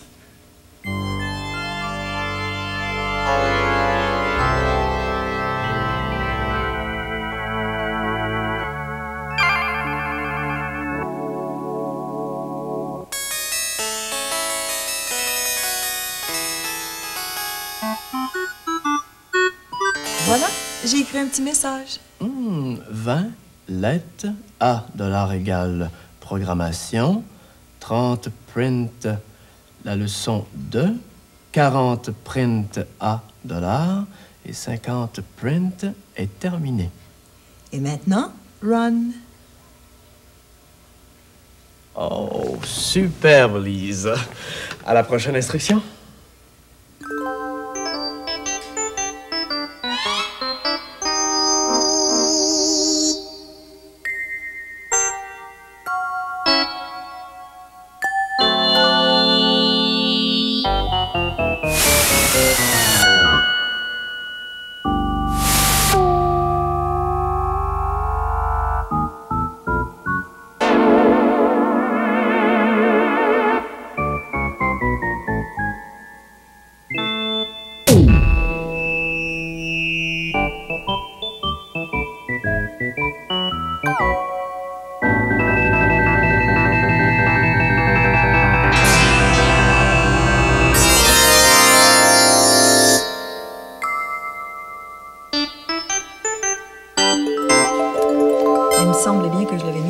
Par ici. J'ai un dossier là-dessus, mais où? Je devrais pourtant l'avoir rangé ici. Lise. Mais c'est tellement désordonné là-dedans que je ne retrouve plus rien. François, moi et ma manie de faire des dossiers sur toutes sortes de choses, et puis finalement, ça ne me sert à rien parce que je ne retrouve jamais rien. Et je ne peux pas les consulter. Qu'est-ce que vous cherchez, Lise? Ben, je cherche mes statistiques sur les joueurs de hockey. Tiens. Et voilà. Ah. Phew, un jour, quand j'aurai le temps, je vais remettre de l'ordre là-dedans. Qu'est-ce que vous diriez d'utiliser votre micro-ordinateur pour classer de l'information? Mon micro-ordinateur? Je vois pas comment, il n'y a pas de tiroir là-dedans. Eh bien, je vais vous étonner, Lise. Oui. Il peut y avoir des tiroirs dans votre micro-ordinateur. Sans blague. Sans blague. Ils peuvent être beaucoup plus efficaces que ceux de votre classeur manuel. Bon, ben allez-y. Où est-ce qu'est la baguette magique? La baguette magique, c'est cette disquette qui renferme un logiciel de gestion de fichiers. Gestion de fichiers? Certaines personnes l'appellent aussi base de données. Grosso modo, c'est un programme qui permet de constituer des fichiers, c'est-à-dire des dossiers sur n'importe quel sujet, et ensuite de les consulter et de les mettre à jour de diverses façons. Eh bien, ça m'intéresse, la gestion de fichiers. Alors, introduisez la disquette programme dans l'unité de disque. Quel beau programme, ça promet. Ensuite, vous y mettrez votre disquette de travail. Mais, François, je vous préviens cependant, je veux tout faire moi-même à partir du début. Oui, d'accord, Lise. Vous ne m'avez rien préparé là-dessus, hein? Non, ne vous inquiétez pas, je n'ai rien préparé. Bon. Alors, première étape? Première étape, créer un fichier. Pour créer un fichier sur les joueurs de hockey, vous devez d'abord décider de ce que vous voulez mettre dedans comme renseignement. Bien, les joueurs, le nom de leur équipe, les parties jouées, les buts comptés, les aides, les points. C'est tout? Ben, les punitions. Parfait. Alors, il faut commencer par donner un titre au fichier. Choisissez un mot qui sera bien représentatif de ce qu'il contient. Qu'est-ce que vous diriez de hockey? Hockey pour hockey. Oui, ça me semble approprié, oui, hockey. Bon, et ensuite? Oui, il faut maintenant prévoir comment les informations vont être agencées à l'intérieur du fichier. Comment les disposer? C'est ça, oui. Bon, mais François, regardez ce que j'ai fait sur papier. Est-ce que je peux garder la même disposition sur ma disquette? Très bien, oui. Vous obtiendrez pour chaque joueur une ligne d'enregistrement qui pourra ressembler à ceci, par exemple. Oui? Vous avez dit enregistrement. C'est bien ça. Vous allez comprendre dans quelques instants si vous êtes bien attentive à ce qui suit. Les classeurs ont des tiroirs dans lesquels on range des renseignements. Le micro-ordinateur, quand on l'utilise avec un logiciel de gestion de fichiers, transforme lui aussi sa mémoire en tiroir et devient un super classeur. Prenons l'exemple de ce tiroir électronique qui contient des informations sur les joueurs de hockey. Et c'est vraiment comme un vrai tiroir. Eh oui, ça n'en a pas l'air, mais ça a les mêmes fonctions. Ça économise l'espace de rangement. Et surtout, le temps de recherche. Oui, comment ça, François? Eh bien, dans un classeur manuel, il est facile de créer à la longue un véritable millimélo. Qu'il dites-vous? C'est parce qu'un classeur manuel, c'est simplement un contenant. On y met ce qu'on veut, comme on veut. Ou comme on peut. Il est par contre très difficile de mettre un logiciel de gestion de fichiers en désordre. Ah bon? Eh oui, parce que c'est beaucoup plus qu'un simple contenant. C'est aussi un programme de gestion qui veille à ce qu'on respecte un mode de classement précis. Autrement dit, Il nous rend service en nous imposant sa méthode. Exactement. Allons jeter un coup d'œil sur cette méthode. Pour le logiciel de gestion de fichiers, chaque tiroir constitue un fichier. Autrement dit, un fichier est un groupe d'informations portant sur un sujet bien identifié, comme le hockey. Le fichier, lui, se compose d'une série d'enregistrements. L'enregistrement correspond en fait à une fiche. Dans notre exemple, chaque joueur et les renseignements qu'il concerne constituent un enregistrement. Enfin, l'enregistrement contient des champs. Le champ est une information particulière dans l'enregistrement. Si nous reprenons notre exemple, le nom du joueur est un champ, le nom de l'équipe est un autre champ. Les parties jouées, les buts, les aides, les points, les punitions sont tous des champs. En fin de compte, c'est très simple comme méthode de classement. C'est le principe de la fiche. Oui, sauf que les enregistrements ne se présentent pas toujours sous forme de fiche. Ah non? Non. Regardons en parallèle les deux principaux types de fichiers. A et B sont deux types de fichiers couramment utilisés dans les logiciels de gestion de fichiers. Dans le fichier A, les enregistrements prennent la forme d'une fiche, tandis que dans le fichier B, les enregistrements se présentent comme une ligne sur un tableau. Chaque ligne constitue ici un enregistrement. Prenons un enregistrement du fichier A. Les champs sont répartis sur toute la surface de la fiche. Mais si on examine un enregistrement du fichier B, on constate que tous les champs se suivent sur une même ligne. A et B sont quand même deux fichiers qui se composent d'enregistrements, qui à leur tour contiennent des champs. En fait, François, dans le fichier B, chaque ligne équivaut à une fiche. Sauf qu'elle n'a pas l'air d'une fiche. C'est juste une ligne. Je suis parfaitement d'accord avec vous. Moi, c'est le genre de fichier que je veux pour mes joueurs de hockey. Je préfère un tableau parce que mes informations sont toutes très courtes et qu'elles vont tenir sur une seule ligne. Bon, alors allons-y. Bon, alors je commence. Titre du fichier, hockey. Ça, je l'ai déjà écrit. Maintenant, je suppose que je lui donne le titre des champs. Vous avez raison. Il faut décrire les champs. Les décrire? Oui, vous voyez qu'ils ne sont pas tous pareils. Bien sûr, je vois.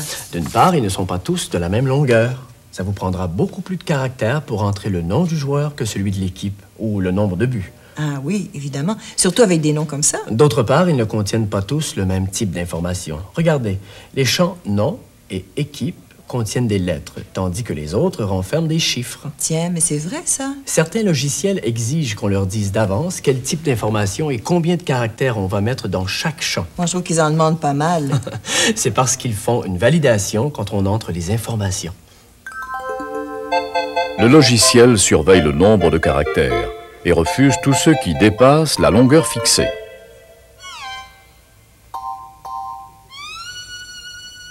Il vérifie aussi le type de caractère et n'accepte pas, par exemple, de laisser entrer des lettres dans un champ qui ne doit contenir que des chiffres. Et numérique et alphanumérique, nous venons de voir ça dans la leçon sur le BASIC. Eh oui, mais c'est encore le même principe. Et les noms de champs, ça me fait penser au nom des variables en BASIC. Ça se ressemble beaucoup, en effet. Et puis, je reviens à la longueur des champs. Il suffit de donner plus de caractères que ce dont on a besoin. Comme ça, on est certain de ne pas avoir de problème. Ce n'est pas une très bonne idée, Lise. Si l'on fixe la longueur à 25 caractères, le logiciel réserve toujours 25 caractères dans la mémoire, peu importe si on les utilise. Et alors, je gaspille de l'espace en mémoire. Et sur la disquette. Je vais donc faire très attention. Et pour gagner du temps, j'ai défini vos champs tout à l'heure. Et François, vous avez trouvé moyen de faire quelque chose à ma place? Eh bien, nous avons maintenant fini de créer votre fichier. Il ne vous reste plus qu'à faire la saisie des informations. La quoi? La saisie. Autrement dit, vous pouvez entrer l'information nécessaire dans chacun des champs. J'ai juste à prendre ma feuille et à suivre. Eh oui. Et si vous surveillez bien, vous allez voir que le curseur va vous guider. Bon, je commence. Gretzky. W pour Wayne. Canada. Mais c'est très facile. Maintenant, c'est exactement comme si je remplissais un formulaire. 8, 5, 7.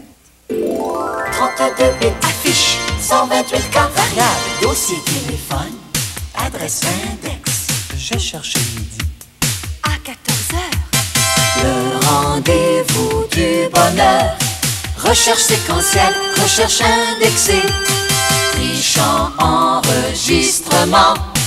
Tout est en ordre, plus de discorde.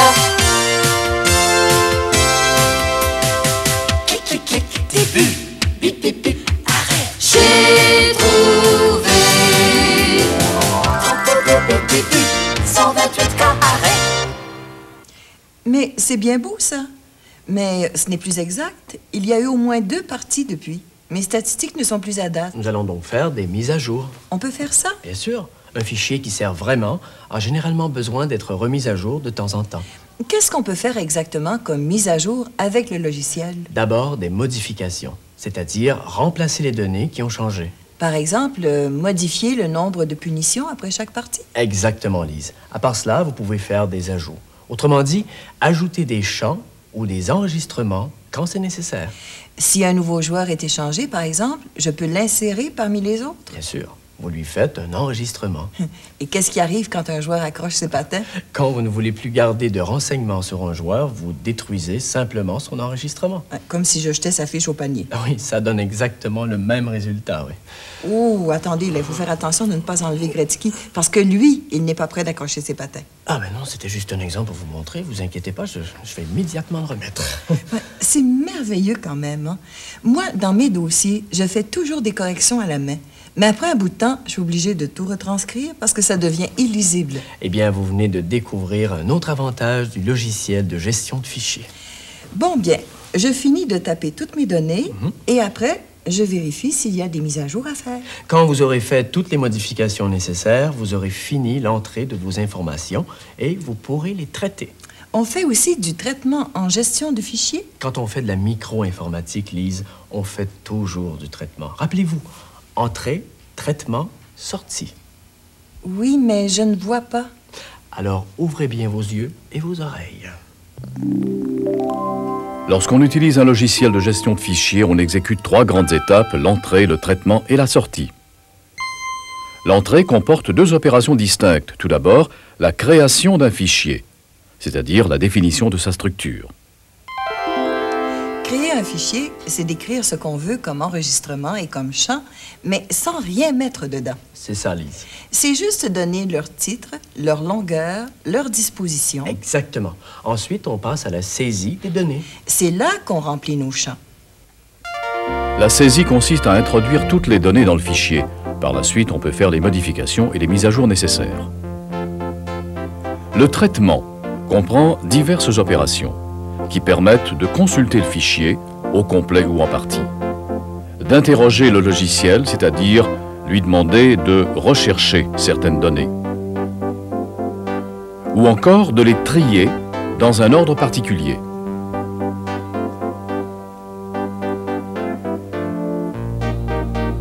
La 3e étape est la sortie des informations. On doit bien entendu sauvegarder les informations sur disquette afin de les conserver. On peut les afficher à l'écran, ce qui se fait d'ailleurs automatiquement, ou les imprimer sur papier. Par ailleurs, on peut mettre les résultats de ses recherches ou de ses consultations sous forme de rapport. Wow! Alors, vous voyez qu'encore une fois, on retrouve la chaîne entrée, traitement, sortie. Mais vous ne m'aviez pas dit ça, vous.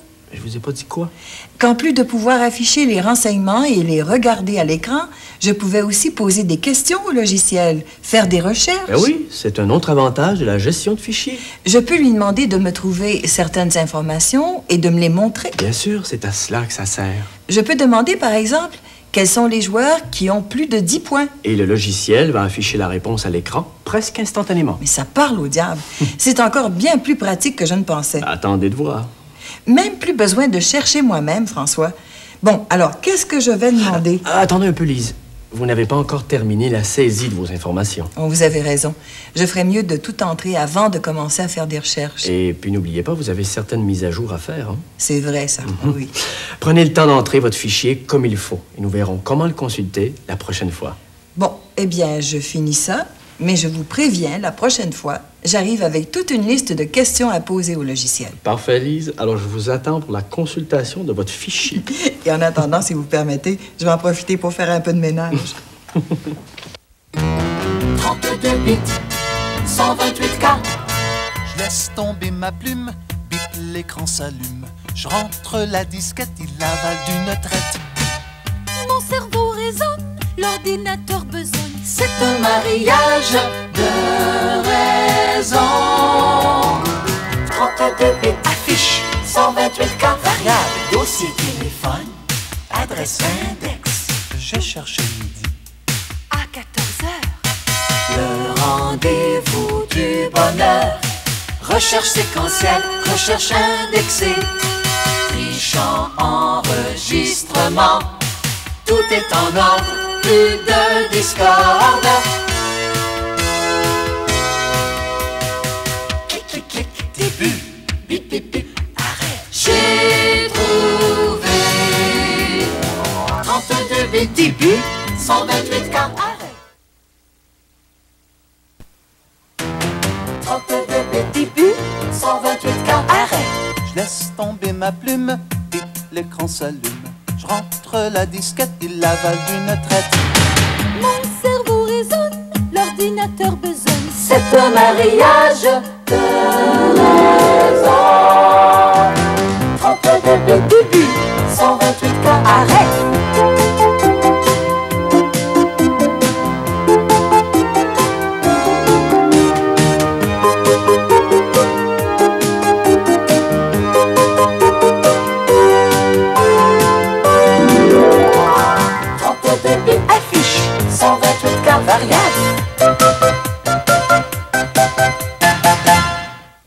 Bonjour, Lise.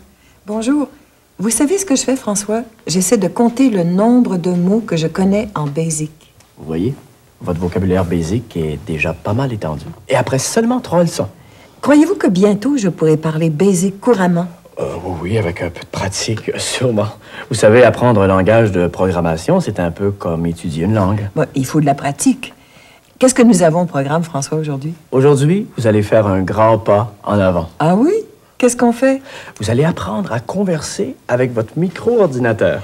Vous voulez dire qu'on va se parler, lui et moi? Oui, oui. Vous allez lui montrer comment faire la conversation. Eh bien, moi, je suis prête.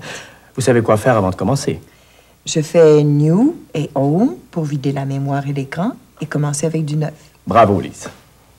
New, Return et Home, encore Return. Premier exercice de conversation. Tapez ceci. 10, home. 20, print, guillemets. Quel est, guillemets. 30, print. Pas trop vite. Guillemets. Ton prénom. Guillemets. Ça va, Lise? Oui, oui, je vous suis. 40, input. I-N-P-U-T, espace, A, signe de $. Mais input, là, François, c'est une nouvelle instruction, ça? Oui, c'est celle que nous apprenons aujourd'hui. Une dernière ligne? 50, print, guillemets. Bonjour. Attention, laissez un espace, hein? Guillemets. A, $. C'est tout? Je peux écrire run? Oui, allez-y. C'est toujours une surprise chaque fois que je commence à apprendre une nouvelle instruction. Je ne sais jamais ce que ça va donner. Eh bien, cette fois, le résultat est spécial. Mais oui, il me pose une question. Qu'est-ce que je réponds? Écrivez votre prénom et appuyez sur la touche Return. Lise? Oh, comme c'est gentil. Oh, je savais que ça vous plairait. Maintenant, entrez la commande List pour regarder votre programme et dites-moi ce que vous comprenez. L-I-S-T, Return. Le programme s'est arrêté après quel est ton prénom? C'est-à-dire à la ligne de Input. Ah, il a attendu que je lui donne une information et après il a continué. C'est ça, Lise. Bravo. Mais François, qu'est-ce que c'est que le $? Ce n'est pas une instruction lettre. C'est une autre utilisation de la variable. Regardez bien. Le mot anglais input signifie entrée. Et les opérations d'entrée sont en général effectuées par l'utilisateur. Lorsque le micro-ordinateur exécute un programme et qu'il aperçoit l'instruction input, il sait qu'il ne doit plus bouger et doit attendre que l'utilisateur entre une donnée. Quand l'utilisateur lui fournit l'information nécessaire, le micro-ordinateur recommence à fonctionner. Il dépose alors l'information dans la variable indiquée juste à côté de l'instruction « Input » et reprend l'exécution du programme. Quand il revoit la variable, il la remplace par sa valeur et exécute l'instruction demandée.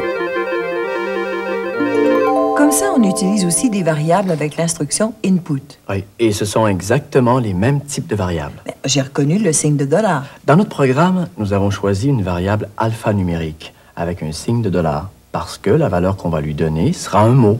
Évidemment, un prénom, c'est toujours des lettres. Mais si, par exemple, nous avions posé comme question « Quel est ton âge? » Oh, ça, François, je n'aurais pas répondu. Bon, nous aurions attendu comme valeur un nombre, je sais pas, 12, 22, 35, 55, enfin, peu importe, ça aurait été des chiffres. Et nous aurions choisi alors une variable numérique. Exactement, Lise. Voulez-vous faire un autre exercice? Avec plaisir. Bon. Tenez. C'est un programme que j'ai déjà commencé. Vous allez le terminer.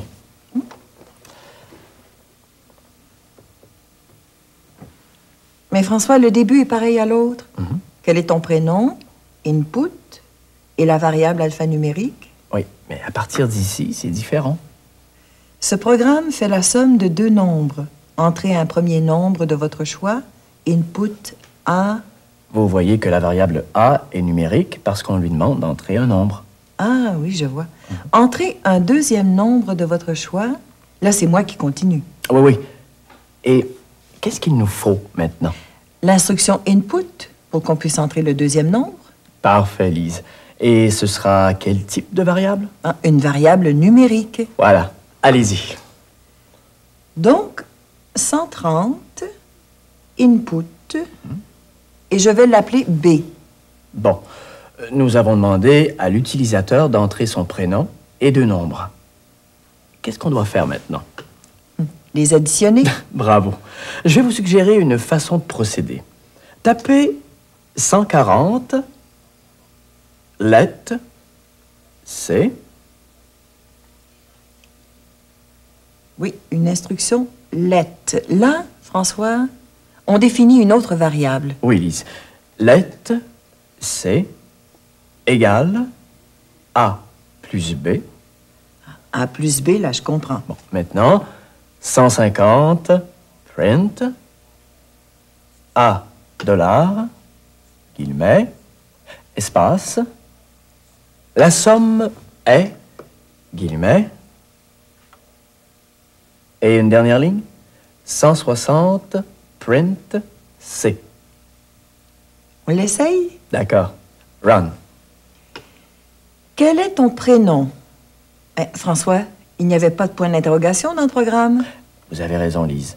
C'est le micro-ordinateur qui affiche ça chaque fois qu'il rencontre input. C'est pour montrer qu'il attend quelque chose. Ah, il me semblait bien. Alors, prénom François pour changer. Et return. Bon, entrez maintenant un premier nombre. 7. Entrez un deuxième nombre. 5 et return pour voir la réponse. Non, ça ne marche pas. Pourquoi est-ce qu'il me donne un C? Bon, examinons le programme. Liste. A. Voyez-vous la ligne 160? Oui, je vois. Eh bien, regardez ce que vous avez écrit. Il n'y a rien de mal, là, François. Vous avez mis des guillemets. Ah, que c'est bête. À cause des guillemets, le micro-ordinateur s'imagine que c'est juste une lettre à afficher. Bon. Alors, je la corrige tout de suite. J'efface ça. Oui, mais pour la corriger, vous n'avez qu'à la réécrire au complet comme il faut. En dessous? Oui, oui, en dessous. Si vous le dites. 160, print, C, et puis run, deuxième tentative. Return. Vous inquiétez pas, Lise. Ça va aller. Prénom, Lise. Premier nombre, 7. Deuxième nombre, 5. Et la réponse est 12. C'est réussi. Eh bien, bravo. Mais enfin, là, je pense que je sais me servir de input. Bah, vous savez, input, c'est une instruction très répandue. Ah oui? Oui, on la rencontre un peu partout. Oh, vous m'en direz tant. Ben, chaque fois qu'un ordinateur vous demande d'entrer quelque chose au clavier, c'est parce qu'il y a une instruction input derrière. Dans son programme? Oui, dans son programme. Vous avez certainement répondu à une instruction input au cours des dernières semaines. Vous avez peut-être à la banque utilisé un guichet automatique pour éviter la file d'attente.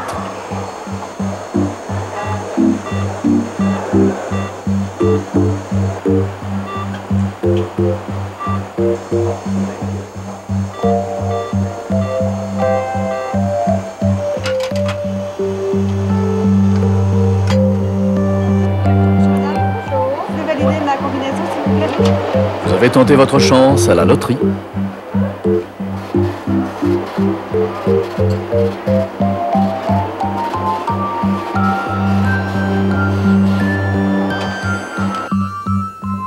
Vous êtes parti en voyage. Oui, bonjour. Un vol Montréal-Paris le 23 mai. Un instant, s'il vous plaît, monsieur, je vérifie.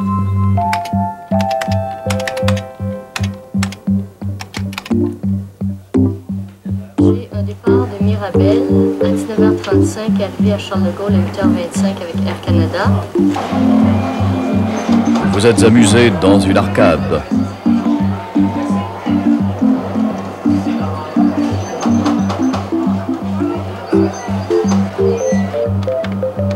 Vous avez acheté des billets de spectacle. 31, rangée C, ou la section 111, rangée A. Alors, je prendrai la première rangée dans le 111. D'accord.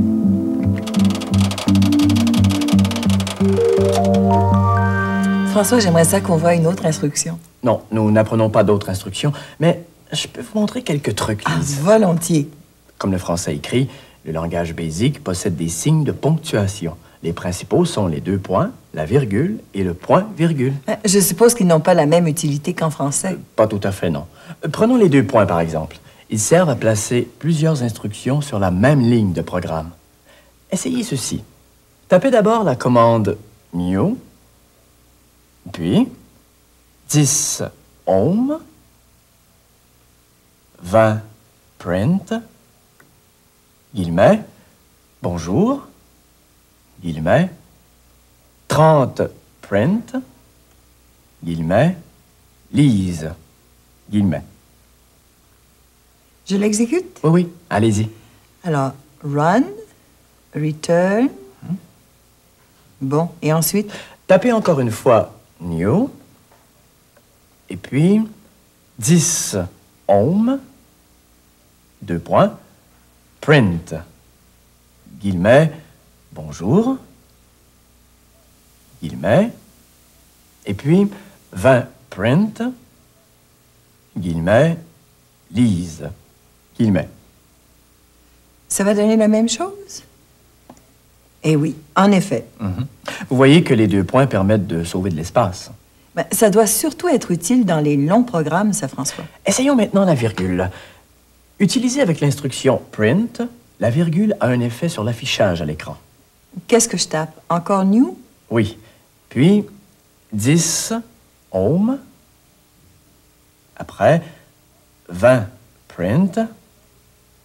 1, virgule, 2, virgule, 3, virgule, 4, virgule, 5, virgule et 6. Jusqu'à maintenant, là, ça n'a rien d'extraordinaire.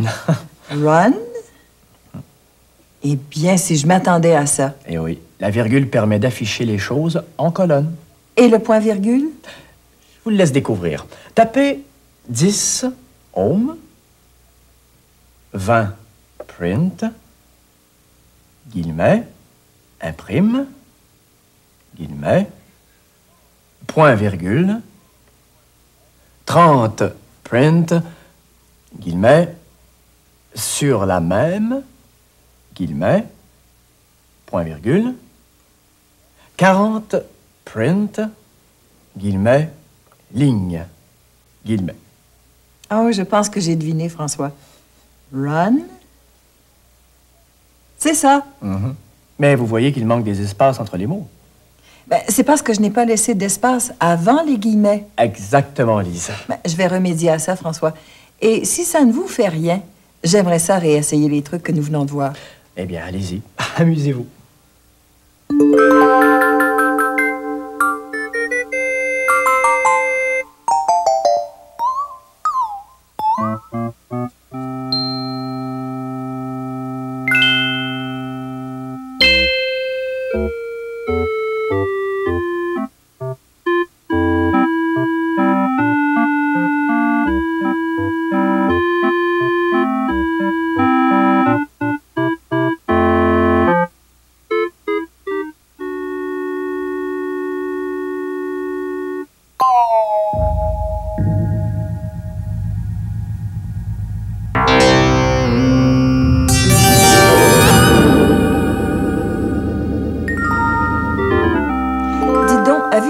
Disquette programme, celle qui contient mon logiciel de gestion de fichiers? Oui, oui, elle est ici.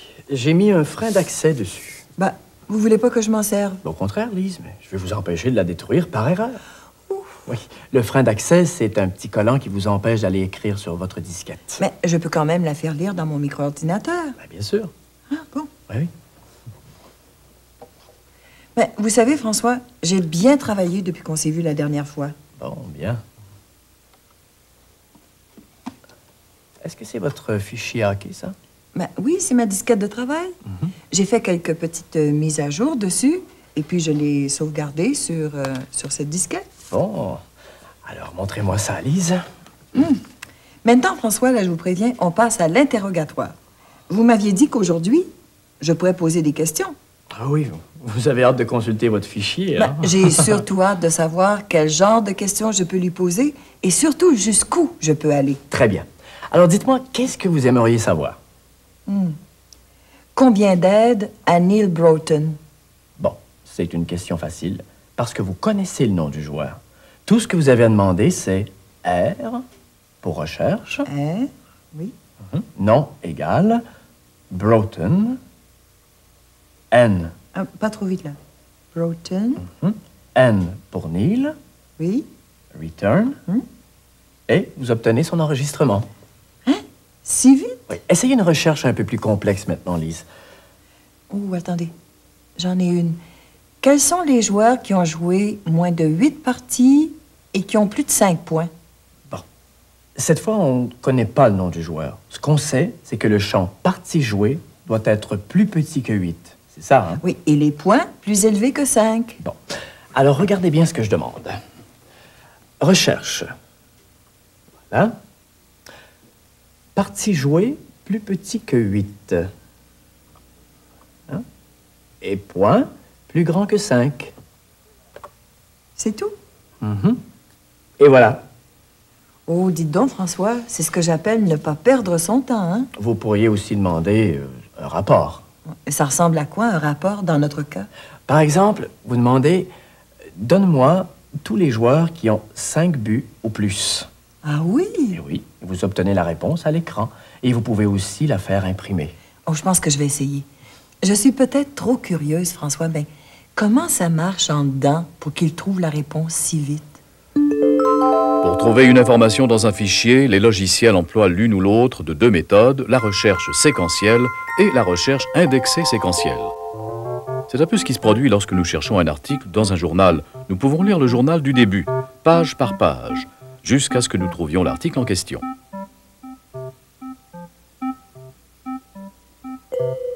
Ou alors nous pouvons consulter le sommaire en page couverture, repérer le numéro de page et aller directement à l'article désiré. Les logiciels de gestion de fichiers fonctionnent comme nous, mais beaucoup plus vite. Certains font une recherche séquentielle. Ils parcourent les enregistrements un à un, jusqu'à ce qu'ils découvrent celui qui répond aux conditions données.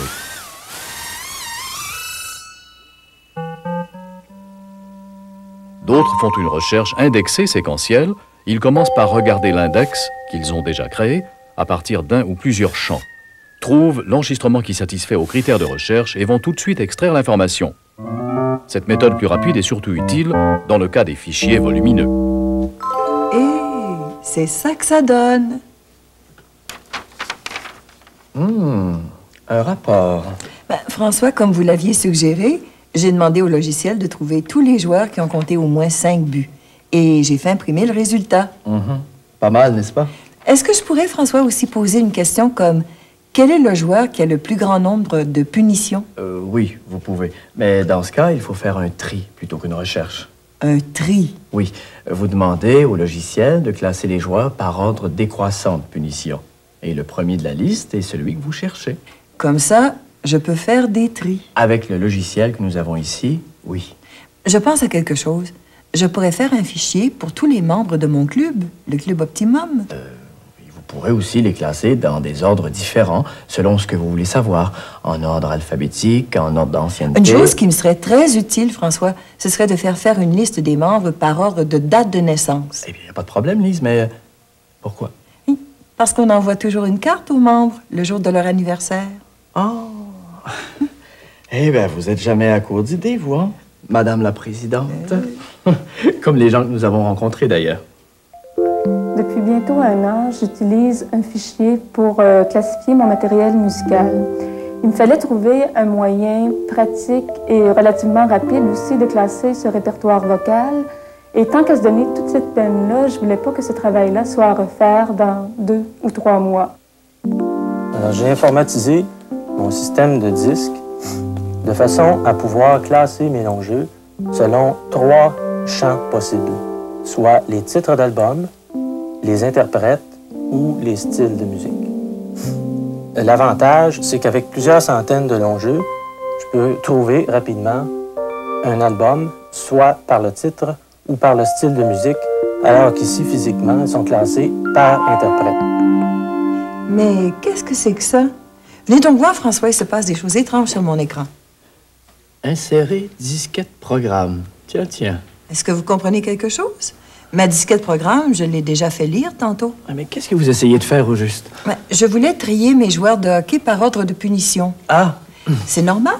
Il arrive parfois que la mémoire vive du micro-ordinateur n'est pas assez grande pour contenir le logiciel au complet.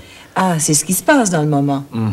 Quand vous lui avez demandé de faire un tri, le logiciel s'est rendu compte qu'il n'avait pas les instructions nécessaires en mémoire. Et qu'est-ce que je dois faire, moi? Ce qu'il vous demande. Insérer la disquette programme pour qu'il puisse trouver ce qui lui manque. Est-ce qu'il y a un moyen d'éviter ça?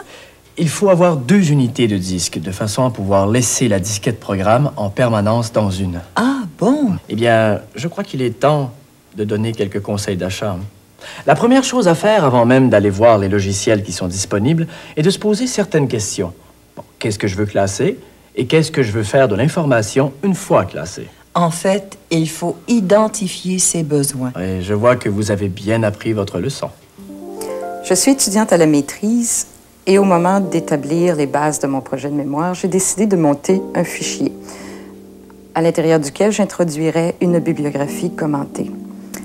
Pour ce faire, il y avait 3 conditions de base. C'était un logiciel qui devait être simple d'application, d'un apprentissage minimum et d'une très grande flexibilité due au fait que j'avais besoin d'un champ très large au niveau des commentaires. Évidemment, ce que ça me donnait comme résultat, c'était assez intéressant. Auparavant, il m'arrivait souvent de prendre des notes.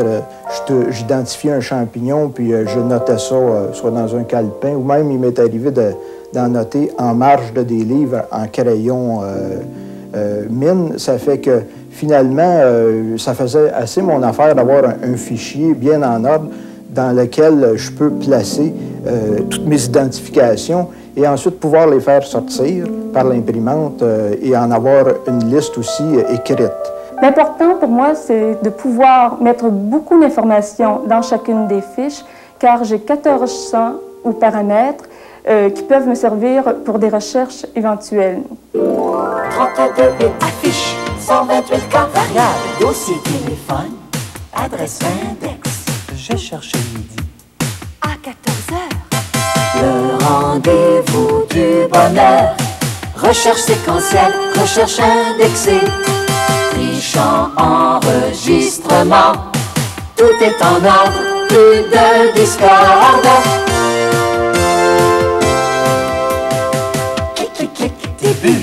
Bip, bip, bip, arrêt. J'ai trouvé 32 bits début, 128 cas arrêt. Une fois qu'on sait ce qu'on veut et qu'on connaît les limites de son micro-ordinateur, il ne nous reste plus qu'à comparer les logiciels. Il y a plusieurs types de logiciels de gestion de fichiers. Ah, pour tous les goûts et à tous les prix. François, quelles sont les principales différences? Bon, commençons par les moins performants. Ce sont les logiciels sans définition de structure. Oui, ça veut dire quoi, ça? Bon, on peut entrer les informations comme on veut, sans respecter aucune structure. Regardez, si vous voulez faire un fichier de recettes de cuisine, par exemple, vous créez simplement un enregistrement pour chaque recette. C'est un enregistrement, ça? Oui. On dirait plutôt des paragraphes écrits avec un logiciel de traitement de texte. En effet, ça y ressemble beaucoup. Chaque enregistrement se présente comme un bloc de texte. Il n'y a pas de champ. C'est si simple. Mais ça peut quand même être très utile. Bien sûr. Sauf que si vous voulez faire des tris et de l'indexage, eh bien, n'y pensez pas. Hein. Évidemment. S'ils n'ont pas de champ, on ne peut pas les mettre en ordre. Bon. Maintenant, il y a aussi des logiciels à structure prédéfinie. Expliquez, s'il vous plaît. Dans ceux-là, vous donnez seulement le nom de vos champs. Vous ne pouvez pas choisir leur longueur ni leur type. C'est tout fixé d'avance. Oui. Ça ressemble un peu à un formulaire à remplir, vous savez. Et ça peut se présenter sous forme de fiche ou soit sous forme de tableau. Mais est-ce que c'est vraiment utile si on ne peut pas prendre l'espace qu'on veut pour écrire? Certainement. Ça dépend de vos besoins. Si vous êtes mycologue, par exemple, et que vous voulez entrer des noms de champignons, vous savez, longs comme ça, il ne faut pas choisir un logiciel où la taille des champs est limitée à 15 caractères. Mais dans certains cas, 15 caractères, ça suffit amplement. Bien sûr, Lise. Je suppose que ces logiciels peuvent faire des index et des tris. Oui, mais leurs possibilités d'indexage sont plus limitées que celles des logiciels à structure définie par l'usager. C'est-à-dire? Ceux où vous pouvez choisir la taille et le type de vos champs. Comme celui que j'utilise. Exactement. Dans cette catégorie, il y a aussi des logiciels très perfectionnés. Qu'est-ce qu'ils ont de plus que les autres? Ils permettent de faire une recherche dans plusieurs fichiers à la fois, de créer plusieurs index par fichier. Ils exécutent des opérations mathématiques. Tiens, mais c'est intéressant, ça. Et en plus, ils permettent de créer des enregistrements beaucoup plus volumineux. Ah bon? Parce qu'on ne peut pas mettre autant de champs qu'on veut dans un enregistrement? Pas toujours. Même le nombre de caractères dans un champ est parfois limité. Ah, donc il faut aussi vérifier ça avant de choisir un logiciel. Eh bien, si vous voulez qu'il soit utile et qu'il réponde vraiment à vos besoins, oui. Bien, mais je suis très contente, François, d'avoir appris tout ça. Et j'ai préparé un petit résumé sur les avantages de la gestion de fichiers. Ah bon? Eh bien, allez-y. Il y a bien sûr les gens qui lisent et qui jettent tout. Il y a ensuite ceux qui gardent l'information sans la classer.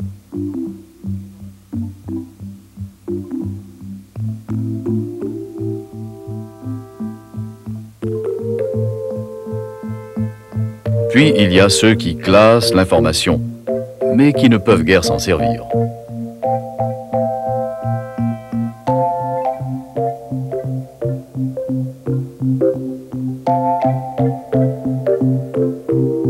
Enfin, il y a ceux qui se servent d'un logiciel de gestion de fichiers. Oh, magnifique! Alors, prête pour le prochain logiciel? Mais qu'est-ce que c'est? Le jeu vidéo. Oh, tout de suite? Disons la prochaine fois. Oh, les jeux, c'est pour les enfants. Moi, j'aime mieux m'en tenir à mon fichier, François. 32 bits, 128K. Je laisse tomber ma plume, bip, l'écran s'allume. Je rentre la disquette, il avale d'une traite. Mon cerveau résonne, l'ordinateur besogne. C'est un mariage de raison. 32 bits, affiche, 128K. Variable, dossier, téléphone, adresse index. J'ai cherché midi. À 14h. Le rendez-vous du bonheur. Recherche séquentielle, recherche indexée. Trichant enregistrement. Tout est en ordre, plus de discorde.